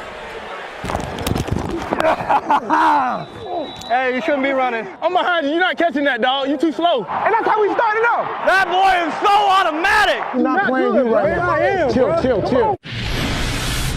CFL 30 into the final 30 minutes here. Maybe some more in Hamilton today. The Ticats keep clawing back. Anthony Woodson getting a carry now. And we'll see if the Hamilton Tiger Cats can build on some of the offensive momentum they had from their previous drive. Well, C.J. Gable and the ground game were such an important part of that. Woodson, former Winnipeg Blue Bomber and Toronto Argonaut,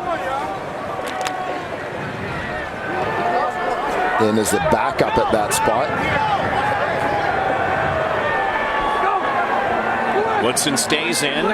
Colaro sends out 6 receivers. Here's the rush, and coming back to the football, but short of a first down will be Spencer Watt in a very quick 2-and-out this time. Battle of field position here in this third quarter. Well, and this will be a tough situation in terms of field position for the Tiger Cats. And you look at starting off fairly deep in their own end. They're going to punt this ball from inside their own 35-yard line. We've already seen a 23-yarder into the wind by Brett Maher. Tough wind to deal with in the kicking game. And the guy who got hammered in the first half and was limping. So Brandon Zylstra is back near his 45-yard line.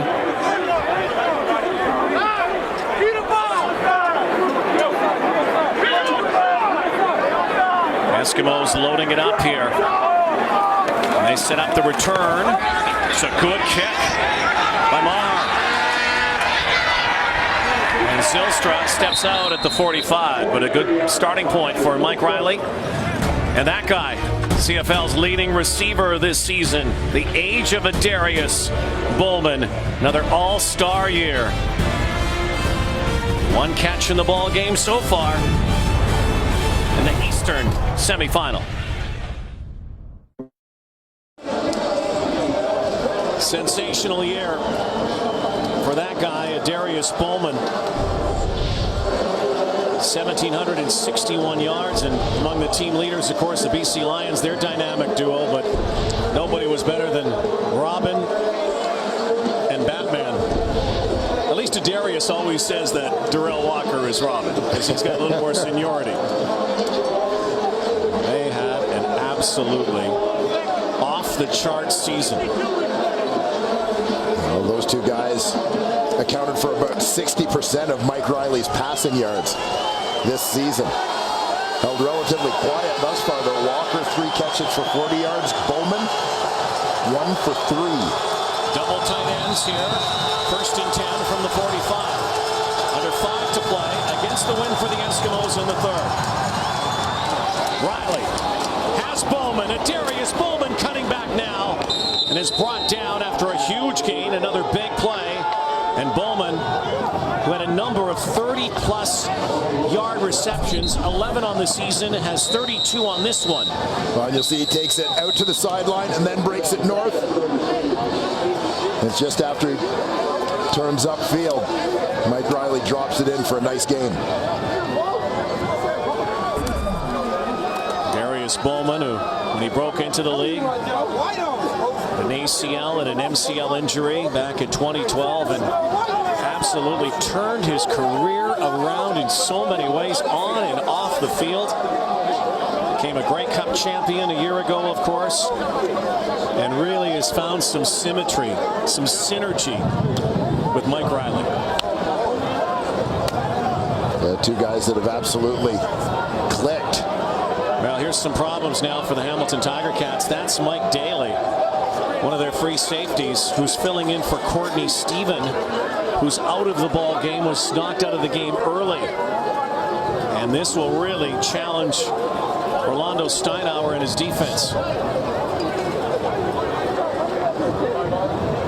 We'll see what they do to maintain status ratio-wise. I think Jay Langa will just come in at free safety. Another Canadian backup. Hasn't played a lot at this spot, but a former President's Trophy winner in 2014 at St. Mary's University. Is a top defensive player in Canadian university ball. And you'll see Simone Lawrence, the former Eskimo, tears down Bowman. Daly, who played his university football here, of course, in McMaster, won the Vanier Cup back in 2011. There's Courtney Stephen.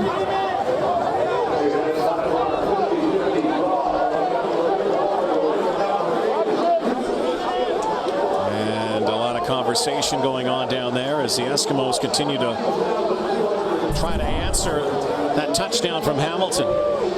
You see Mike Daly just crossing the 40. Oh, it looked like a hard block from Darrell Walker there. Looked like it might have been up high on both players. Daly slow to it.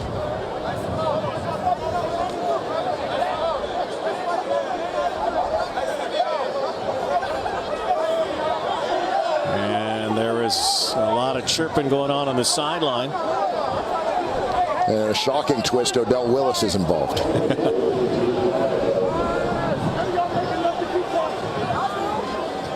Sean Page wears just that trademark cornerback number, don't you think? You see a guy wearing 92, you don't think he's playing as well. That's a back. Usually you see those in the preseason when they run out of eligible numbers, and you see a DB wearing one of those. You're pretty confident that he's going home. Yes. Sean Page is making that jersey his. So challenges now on that Hamilton sideline, and certainly in their secondary now. So 2 safeties out of the ball game. Page continues to have an ongoing discussion with that sideline. And there you see Jay Langa pressed into action at free safety. Guy who's been primarily a special teamer through his first couple of CFL seasons. Let's see if Mike Riley looks to exploit this. And a nice tackle up the middle by Larry Dean, has been on a lot of plays today. Stuffs John White this time, one of the few times they've been able to curtail John White. And there's Orlando Steinauer. He's had a season of dealing with injuries in that secondary. Look at the list of guys that have gone down over the course of the year. Johnny Adams most recently. You've got Johnny Sears down. Craig Butler and Damon Washington haven't played a snap all year. Critical second down conversion. Riley in trouble now, and he goes down. recovery by Larry Dean. Hustling back to the line of scrimmage. What a game he's had, 49. Mike Riley goes down. He's all right, slow to get up. But the Edmonton Eskimos 8 for 13 on second down conversions in the first half. Now 1 for their last 8. Well, you see Larry Dean come off the edge, fights off the block of John White, and then just terrific pursuit. And then just to chop down the Eskimo quarterback as he tries to escape.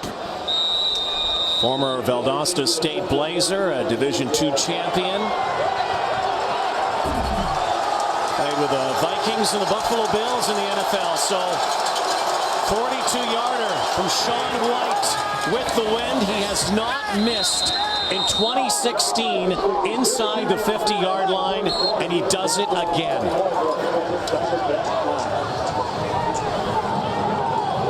Got a bit of a scrap going on in the field. There were no flags. Just at the end of that play.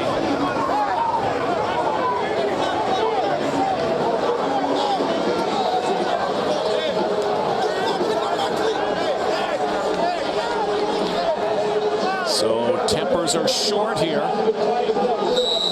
And now Dion Lacey coming over to that Hamilton sideline. Now he has to hustle back into play. Just barely getting there, minus his shoe. And into the ball game is Jeremiah Masoli on this sequence on first down after that field goal by White. Final 2 minutes here. 21-9. Collaros will come back and operate. Well, and to me, it's critical here for the Hamilton Tiger Cats to control the rest of this quarter at least. Do not give Edmonton another chance with the ball, with the wind. So it doesn't mean you need to score before the end of the quarter, but you got to keep possession for 2 minutes here. Keep in mind, a Hamilton team down 25 to Edmonton. Came back and beat them early in the season, but they had Fantus and Tasker and Owens. They don't have those guys right now. And now out of the backfield, that's the first time we've seen any screenplay action from the Tiger Cats close to a first down. Might be football short here. Looks like it's 3rd and inches. Yeah, no hesitation. This time from Kent Austin, they got to go, the big bodies. And Brandon Banks making their way into the lineup. It's a decoy, I think.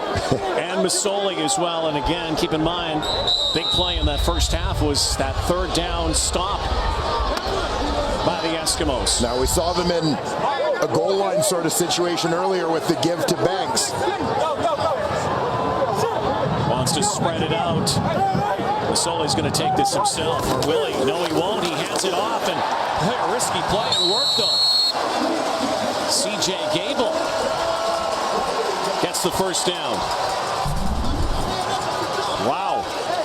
I'll tell you, I don't mind the handoff to the running back here just because of the momentum factor. He takes a hit from a guy coming off the edge that a quarterback wouldn't take just because of the depth from which he approaches. But you've got some momentum hitting the hole, whereas a quarterback, when there's a surge coming the other way, if you get stuffed a little bit, you've got nothing to carry you through. Well, maybe muscle memory from earlier what happened as well when Masoli was stuffed. And he's going to stay in here. Change up the quarterbacks. Masoli, play action. Will throw it, has a man. He's wide open. And down the sideline, Spencer Watt still on his feet. What a play.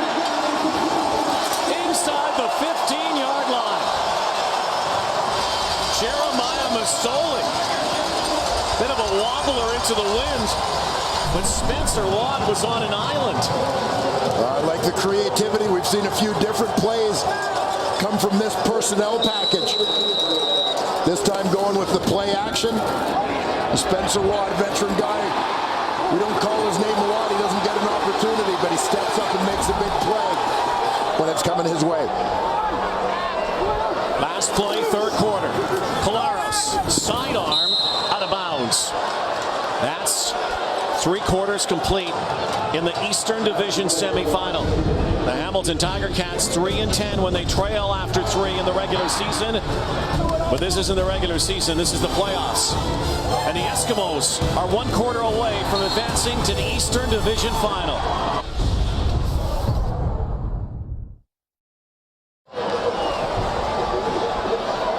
Back at the Win Bowl here in Hamilton, heading to the 4th quarter. The Cats will have the win, but they trail 21-9. They did outscore the Edmonton Eskimos 6-3 in that 3rd quarter, and Dwayne Ford, that was a must. Yeah, that was huge. We said they needed to keep it close, not get into more of a hole during that quarter in which they were against the Wind. They not only did that, they actually managed to cut into the lead a little bit and put themselves in the best possible position based on where they were at halftime as we now head into the 4th. But the Edmonton Eskimos are Grey Cup champions for a reason. They have that pedigree. They've been there, done that before, and over the last third of the season have learned how to finish games, something they didn't do early in the season. Right now, the Hamilton Tiger Cats have to finish this drive. It's a 2nd down again. CJ Gable, much better production in the 2nd half. Well, better production, also way more of an opportunity to produce. Zach Collaros changes this play. Play clock coming down to 8, down to 7 now. Here comes the rush. There goes the ball, and it is almost picked off, and Zach Collaros was just pasted. The blitz was coming, and they got to him, and it's going to force a field goal attempt now for the Hamilton Tiger Cats. Dion Lacey was jawing with that Hamilton sideline. Comes up with a huge play. Well, watch from the left side. Dion Lacey times it up. Good clean hit, stays low. Catches him right in the torso. Right down the pipe. So the Eskimo defense comes up huge here. Will limit Brett Maher and the Ticats to a field goal attempt. Maher has struggled somewhat here today. Not this time, puts this through. And so it's a 21-12 game now in the Eastern semifinal with loads of time left. Well, the Audi 2016 MLS Cup playoffs continue Tuesday. First leg of the conference championships, Montreal and Toronto FC, and also Seattle and Colorado. Well, Montreal and Toronto are in the playoffs. Yes, they are. So this is in hockey, nor is it football. And that didn't happen in either. Should be a lot of fun, though, watching the Impact and FC. Let's go. So who will blink here in this 4th quarter? Eskimos against the Wind. Oh, look at this. Darting out of the hole. John White, who has been the biggest difference maker in the ball game. Another 9-yard romp. And John White is going to be huge here for the Edmonton Eskimos as they go against the Wind to try and close this out. Watch again, though. The patience, the delay. Waits for it to open up, then he goes. Now up to 111 rushing yards on 13 carries. Biggest number, though, those 2 touchdowns that came in that first half. Silence this stadium. This is a 1st down, it looks like. They will move the chains. An Edmonton team, Jason Moss and his Eskimos, who said they wanted to throw haymakers and not jabs today and knockout punches, trying to knock out the Cats here in this 4th quarter.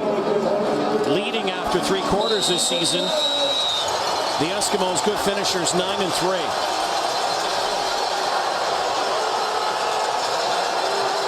Riley with a double tight end set. 3 receivers and White in the backfield. Again, John White just carries that ball with some momentum in the backfield and makes it 2nd and manageable again. He's got that collection of big road graders in front of a massive offensive line.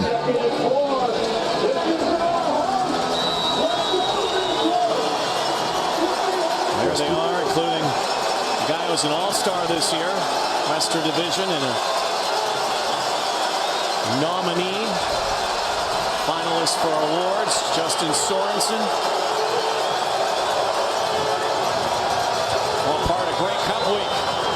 Riley now takes off, calls his own number, and Mike Riley took a Big hit there from Simone Lawrence. And he's hurt. And Mike Riley is going to the sideline, holding that wrist, and he is down on one knee. I think any fan of the green and gold held their breath at right about this moment when Mike Riley tucked the ball under his arm, and you knew he was going to run with that football. Very fortunate that it's his left. Saw that play band, his wrist guard that has the plays in it. And Riley immediately grasped that left wrist. I'm just going to make the point, how smart does it look that the Edmonton Eskimos played James Franklin last week, because Franklin had barely played all year. This is the reason why you had Franklin start and go most of the way a week ago. Not only did he play, he excelled. He had 4 touchdown passes in that game. Yeah, comes in with all kinds of confidence. Trying to get an update from Matt on Mike Riley, who immediately got up and went to that sideline. So Franklin comes in after Riley had scooted for the first down.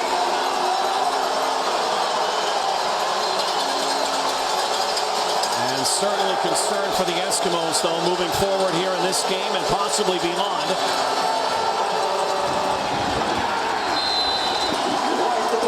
And nowhere to go this time, and suddenly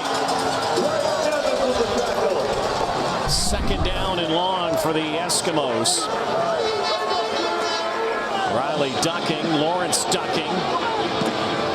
Looked like maybe helmet on that presumably wrist. Took a helmet right on that left wrist. This might be our best angle. You can see it right there.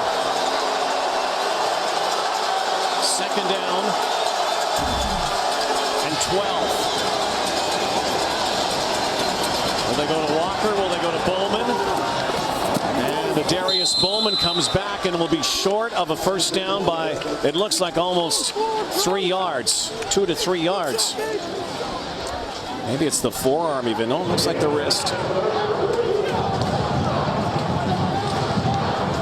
Checking out the shoulder, maybe just the range of motion for Mike Riley right now as well. Checking him out. Kick team comes out. This will not be a field goal attempt again into this gale. Shaw will try to find the coffin corner, but this is no small feat here.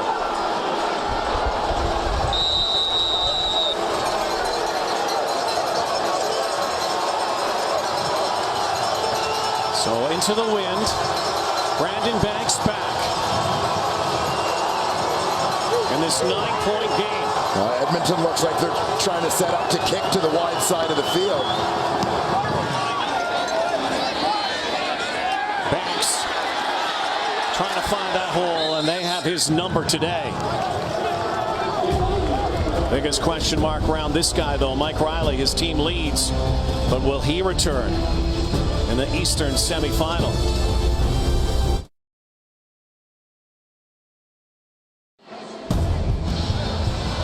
The CFL on TSN is brought to you by GMC. We are professional grade.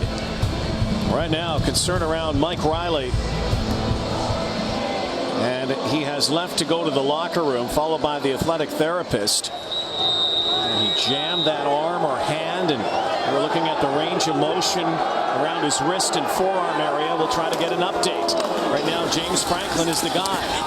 Anthony Woodson is the guy on this play for the Hamilton Tiger Cats, and exactly what Zach Collaros was talking about before halftime. Make those second downs a lot easier to attain by getting a big first play on first down. I just want to point out again, that was a similar personnel package to what we've seen with Masoli throwing the pass on the rollout on play action to Brandon Banks running the sweep. So they've got some diversity off that package. They've had nice success with it to get the Eskimos off balance and out of sync. Four-man rush. Collaros with the drop. Goes over the top and has a first down. And once again, Junior Collins. And Collins among those receivers just trying to fill in, as Dwayne said, by committee for the three-headed monster that's missing from the Cats. And Collins is a guy that Ken Austin and Steph Potasic will rely on a little bit. As in losing Tasker and Fantus, those are a couple of more versatile guys within this offense. Chad Owens as well, guys you can move around to different spots, know all the positions.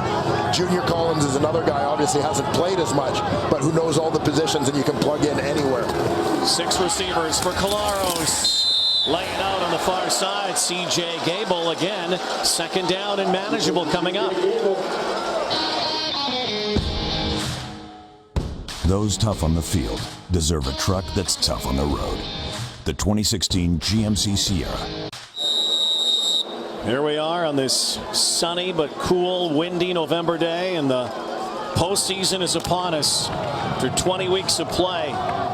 Canadian Football League in 2016. Second down now and 4 for the Hamilton Tiger Cats, trailing 21-12.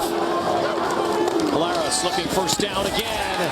Another good play call as they're slicing and dicing here. A little nickel and dime. Back to Brian Timms, and that's a good sign for the Cats. Remember, he went out in that first half, then came back into the ballgame. His first catch since then. Yeah, Brian Timms, number 2 receiver into the boundary. Just hooking it up this time, finds a soft spot. A nice quick hitter for the Cats to move the chains. Again, the benefit of being in second and medium, second and short, as opposed to second and long. Again down 18-3 at one point. Scraping back, rushes on, over the top, and that throw was altered by the pressure from Odell Willis. And there's Chad Owens. You know, the cast of The Walking Dead had more live bodies than the Hamilton Tiger Cats receiving corps. Well, I mean, you look at not just the fact that these guys are missing, but the production that they take with them. And the Ticats would have had 4 guys on pace for 1,000 yards. Owens and Tasker both over 800. Those guys only played 12 games. 2,700 yards plus missing, including this guy who has been deadly on second downs. This is what they need here, second and 10. They could use a Fantus right now. And they go back to Timms. Collaros now. Here's the pocket. Has to move it and has to throw it away. Philip Hunt got to him. And they're saying they got him. Yeah, first sack for the Eskimos. First sack for the Eskimos in 3 games against Hamilton. They're saying that Collaros' knee was down when he let go of that football, so a sack. Yeah, Collaros has frustrated the Eskimos as they've gotten to him at times, but he's had a knack of getting rid of the football just in the nick of time. But you saw the official perfectly placed to make that call. Well, they do have players onside here. With the backspin, watch the bounce. With the backspin, this is a live football. It's Hamilton football. An onside kick. Cleishon Page has it. What a kick by Maher. And Page downfield. Well, hang on a second. It's not Page, it's Jermaine Robinson who has the football. Now again, the flag flew, but I'm not sure the referee and the officials saw that there was a player downfield. There is no infraction. Hamilton is Jermaine Robinson has the football. Catch the football, and he was onside. Will be first down, Edmonton. Big turnover here.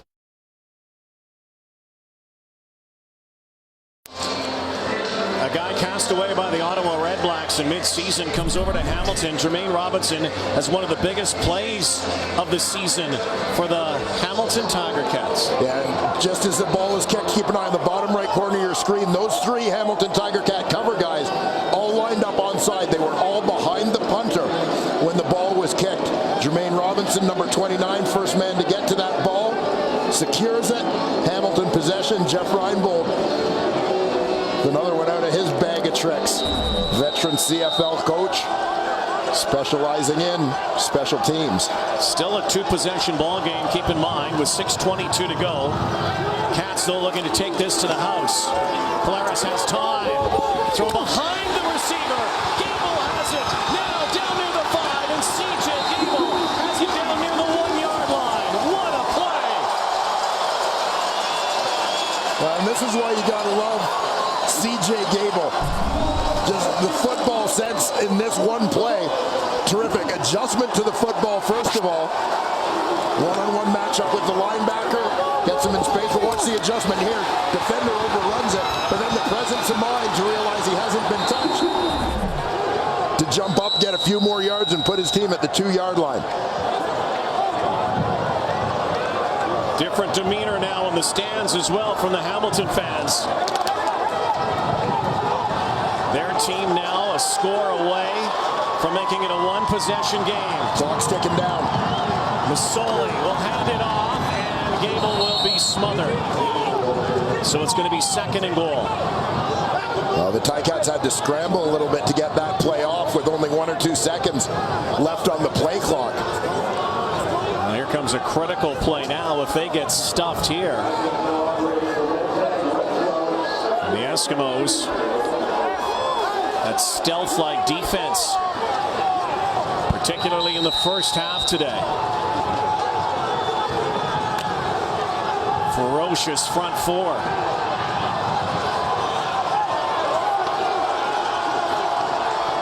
Masoli again calling for some motion. Looks like he's going to call his own number. Nobody there, and now has to run it, and he can cruise in. And the Hamilton Tiger Cats are right back in this. Oh, it wasn't pretty, but they'll take it.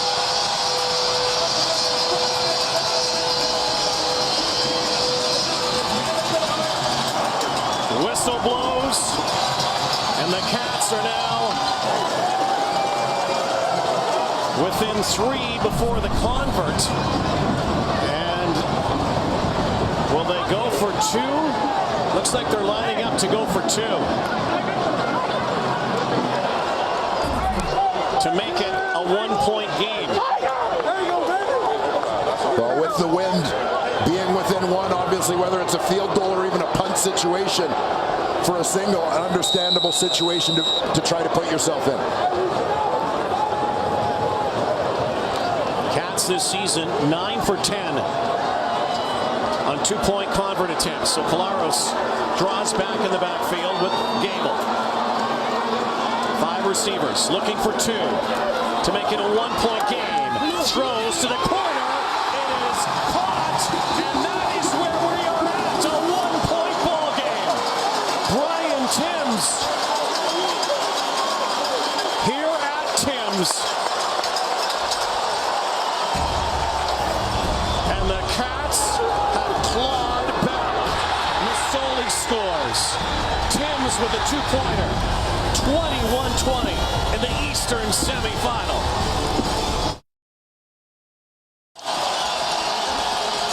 The guy who led the Cats almost to the Grey Cup game last year, Jeremiah Masoli, but this was not pretty.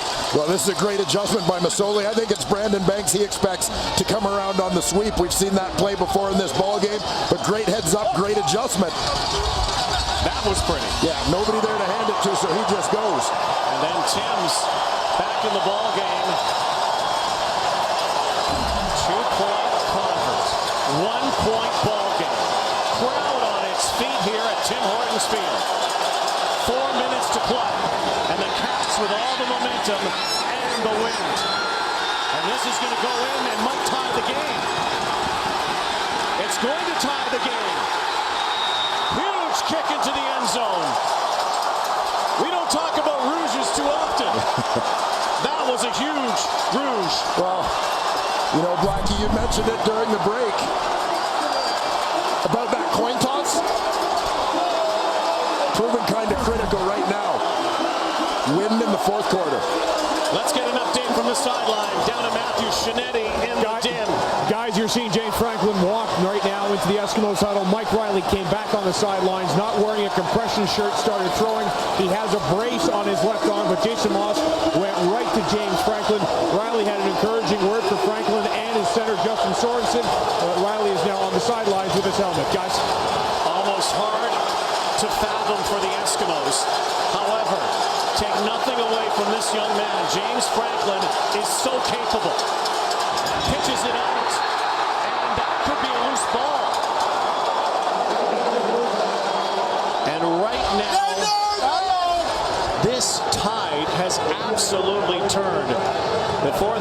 we talked with both quarterbacks. They both are Rocky Balboa in so many ways. They're so tough. They take hits. We talked about that with them yesterday. Mike Riley coming out of the pocket. It might cost the Eskimos this ballgame. Franklin, 2nd and 10.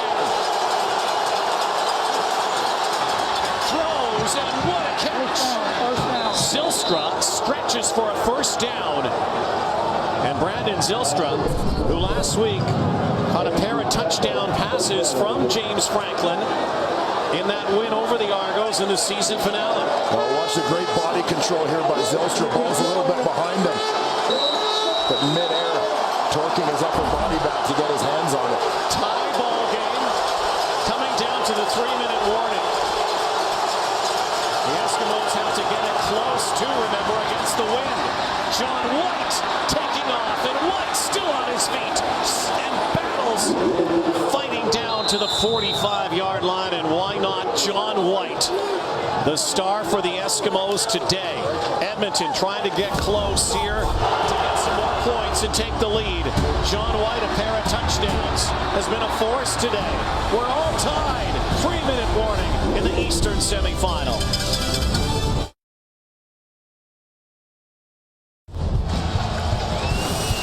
The CFL playoffs on TSN are brought to you by Shaw, proud sponsor and fan of the Canadian Football League. Where would you rather be than right here, right now? In Hamilton, Eastern semifinal tie ball game. Eskimos on the move here. Under 3 to play. Rookie at the helm. And John White does it again, a stutter step. The first down yardage. This is where we're going to have to start monitoring as well against that win. Shaun White's leg. Longest of the season, 52. Shaun White has made everything inside the 50, but this kick is against the wind. Yeah, he suggested his range against the wind would be about 40. But it's a different kick. An little curve. Now, one-on-one ball, and caught, but out of bounds it looked like. Incomplete. Darrell Walker, Willie Mays style. Yeah, great tracking of the ball, but it just let him out of bounds here. So now Jason Moss has to look over. It's 3rd down. This would be about a 47-yarder. Normally no problem for Shaun White. But add the wind and I guess you might say that the right to left of this wind. So Shaw is coming in.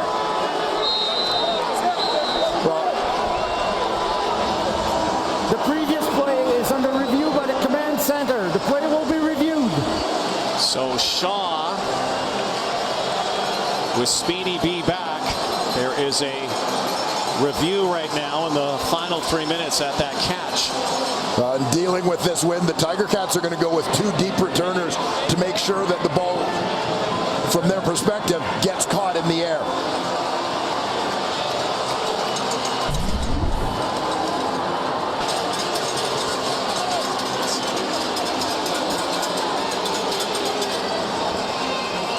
We'll keep an eye and see if Darrell Walker is pushed out of bounds at all by the defender. Didn't look like Walker was even close to being in bounds on this play.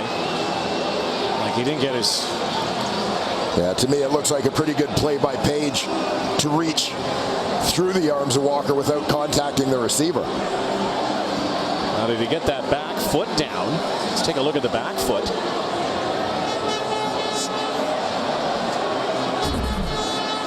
Here's the decision from the command center with Andre. After review, the ruling on the field stands. It is an incomplete pass. 3rd down.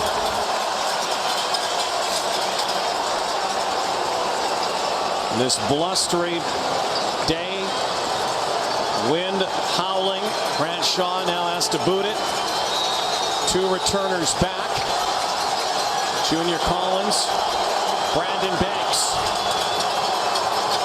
Shaw trying to make this a long field. And this floats like a butterfly up there. Banks outside and is pummeled there. Long field now. 2-minute drill for Zach Collaros and the Hamilton Tiger Cats with the wind. Well, Grant Shaw and the rest of that punt team got exactly the kick and cover that they needed.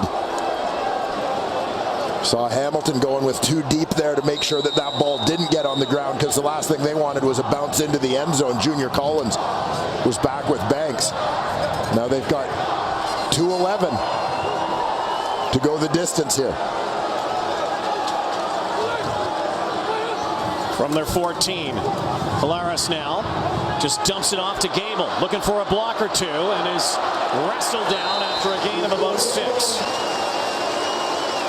You know, you looked at all the numbers coming in, the advanced analytics, if you will, coming into this playoff game. A lot of the numbers favored the Edmonton Eskimos. What people failed to look at, though, the season comparison between these two teams. Close football. Yeah, head-to-head.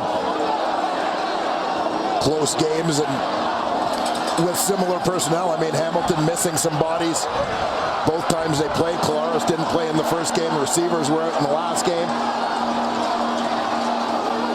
Huge play here. 3-man rush. Polaris now steps up and delivers.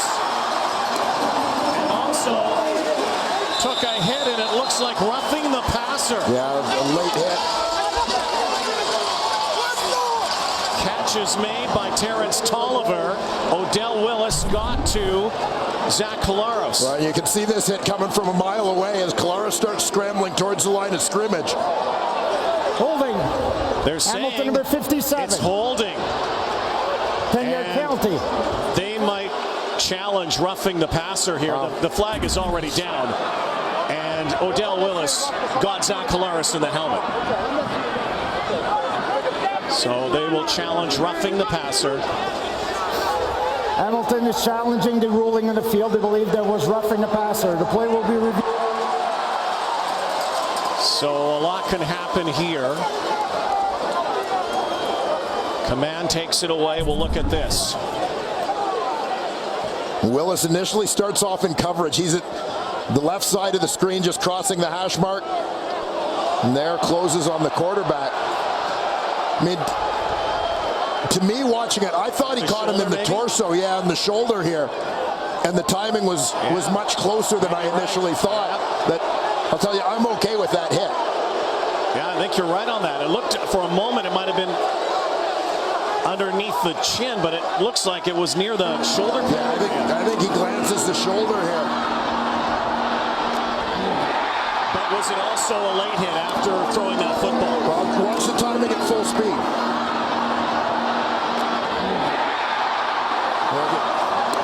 Timing's pretty close when you look at it at that speed. Well, the timing, too, of that flag. That's why we thought roughing the passer. Here it is. Decision time. After replay, the ruling on the field stands. There was no infraction for roughing the passer. We had holding.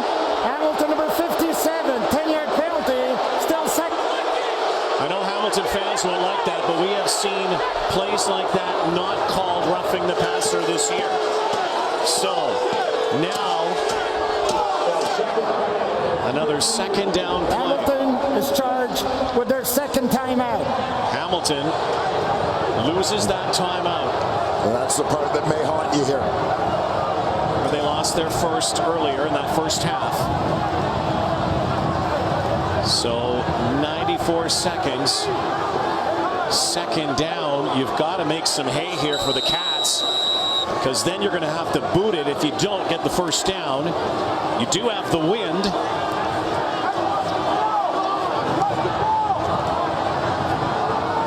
Costly holding call. 2nd and 15.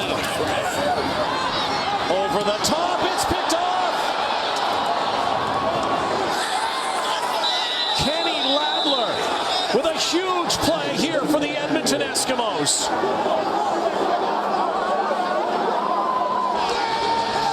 With 1:25 to go, and maybe the ball game.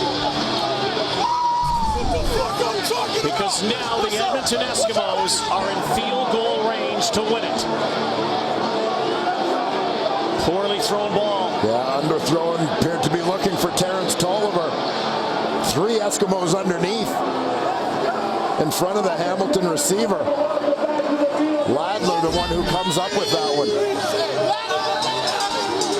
just wonder if, while there haven't been a lot of sacks on Zach Collaros, you know, the hit he's just taken, the hurries that he's faced, if he felt the pressure to get that one out of there in a hurry, and it didn't come out well. There's trouble in the backfield. It's a strip, it looks like. They are saying he's down. Wow, John White, for a moment, Hamilton thought they had the football. It is second down now. Talked about the timeout that Hamilton lost. Here's the clock ticking down. You would love to be able to maybe utilize that timeout down the stretch. There was a fumble. Yeah, ball's clearly out before he's down.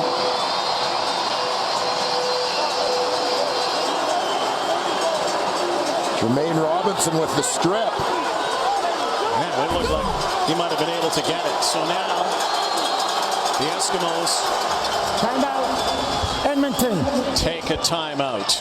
There was some confusion by the Eskimos looking toward the sideline. James Franklin may not have been able to hear the plays as well coming in. The crowd's so loud. Here's a look back at the Hamilton turnover. Pocket closing on Collaros a little bit. Please reset the clock to read a minute, 1 second. A minute and 1 second. Mike Benavides. He's got the lawnmower going there. And very different story on the Hamilton sideline. Now the Eskimos with 1:01. Second down upcoming here. Hamilton could get the ball back. Edmonton likely will get the ball on the foot of the very dependable Sean White, who has not missed inside the 50 all season long.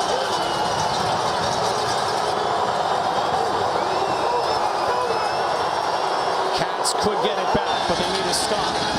Second and 14. Look out here. And to the end zone. Down near the 2-yard line is John White. And that may just have sealed it for the Edmonton Eskimos. Well, John White doesn't want to put this game on the foot of Sean White. He's taken matters into his own hands. He has been the story offensively for the Edmonton Eskimos right from the word go in this ballgame. 18 carries, 164 yards, 2 touchdowns. And now the Eskimos, they're still not done here yet, though. A lot depends on what happens. And time count violation. Clock is down to 32. Time count violation, Edmonton number 2. This is a loss of down. It will be second down. So second down. Got to do the math here for the Hamilton Tiger Cats as well. Looks like Edmonton's going to put some points on the board here, barring something completely unforeseen. It's that challenging quandary where... Do you let them score? Yeah, like if Edmonton's going to punch it in, then Hamilton would have been better off if White scored on the initial run instead of taking him down inbounds at the 2-yard line. But, I mean, that goes against every intuition of anybody who's ever played the game. But at the same time, you got to get the ball back. Looks the like video Edmonton will official score. asked us to reset the game clock to read 34 seconds. 34 seconds. So Collaros hoping that he might get one more chance, but the Eskimos on the verge of scoring here. And should they win this, which seems likely right now, the health of Mike Riley moving forward to next week. John White swallowed up. Okay, so 30 seconds to go. Well, we'll see where we get the spot. So they got to decide whether they're going or kicking here on third down. Still would be a very tight little angle, but at the same time, even a miss give you a point. And the offense is staying in. Wow. Isn't this interesting? Sean White, game on his foot. They'll bring Sean White in. They're just letting the clock run down. And that's what they're doing. So, time count violation. Edmonton number 2. This is a 10-yard penalty. Still third down. 10 seconds to go. Kenny Ladler's interception is huge. Hamilton elected to decline the distance on the field goal for the field goal. No yardage so penalty. Making this a tougher kick from this hash mark for Sean White. It's been perfect inside the 50. This is just a chippy. Yeah, I mean, this angle might make it a bit of an adventure with... Crazier things have happened, and again, crazy day with the wind, but this is so close. Ticats' best hope is a block. They line it up for it. This likely a kick to take them to the Eastern Final, and Sean White does it. 7 seconds to go.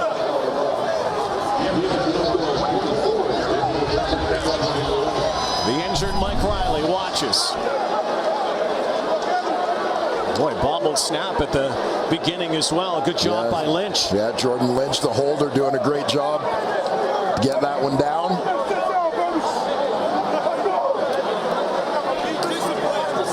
Well, from a Hamilton perspective, you wonder if Brandon Banks has a little bit of magic.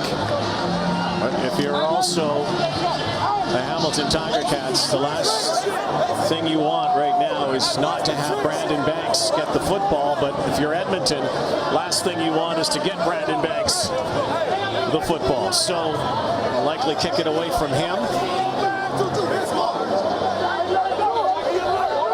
Don't forget, coming up, Western semifinal, BC Lions, Winnipeg Blue Bombers. This second half has been a thrill ride.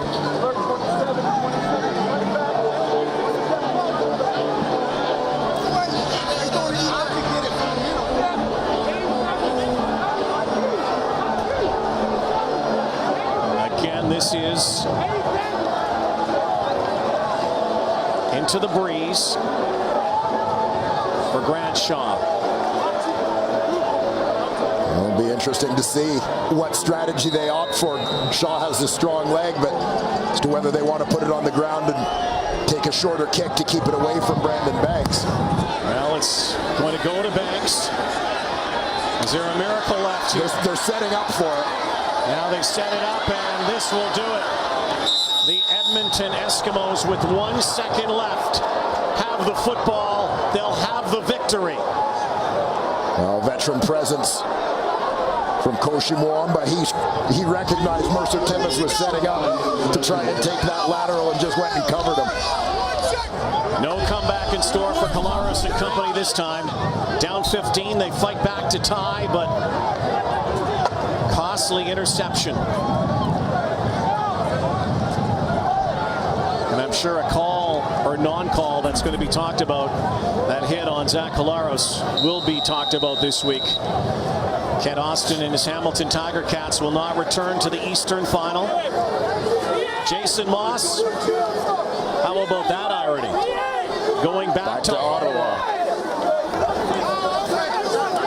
Offensive coordinator there last year.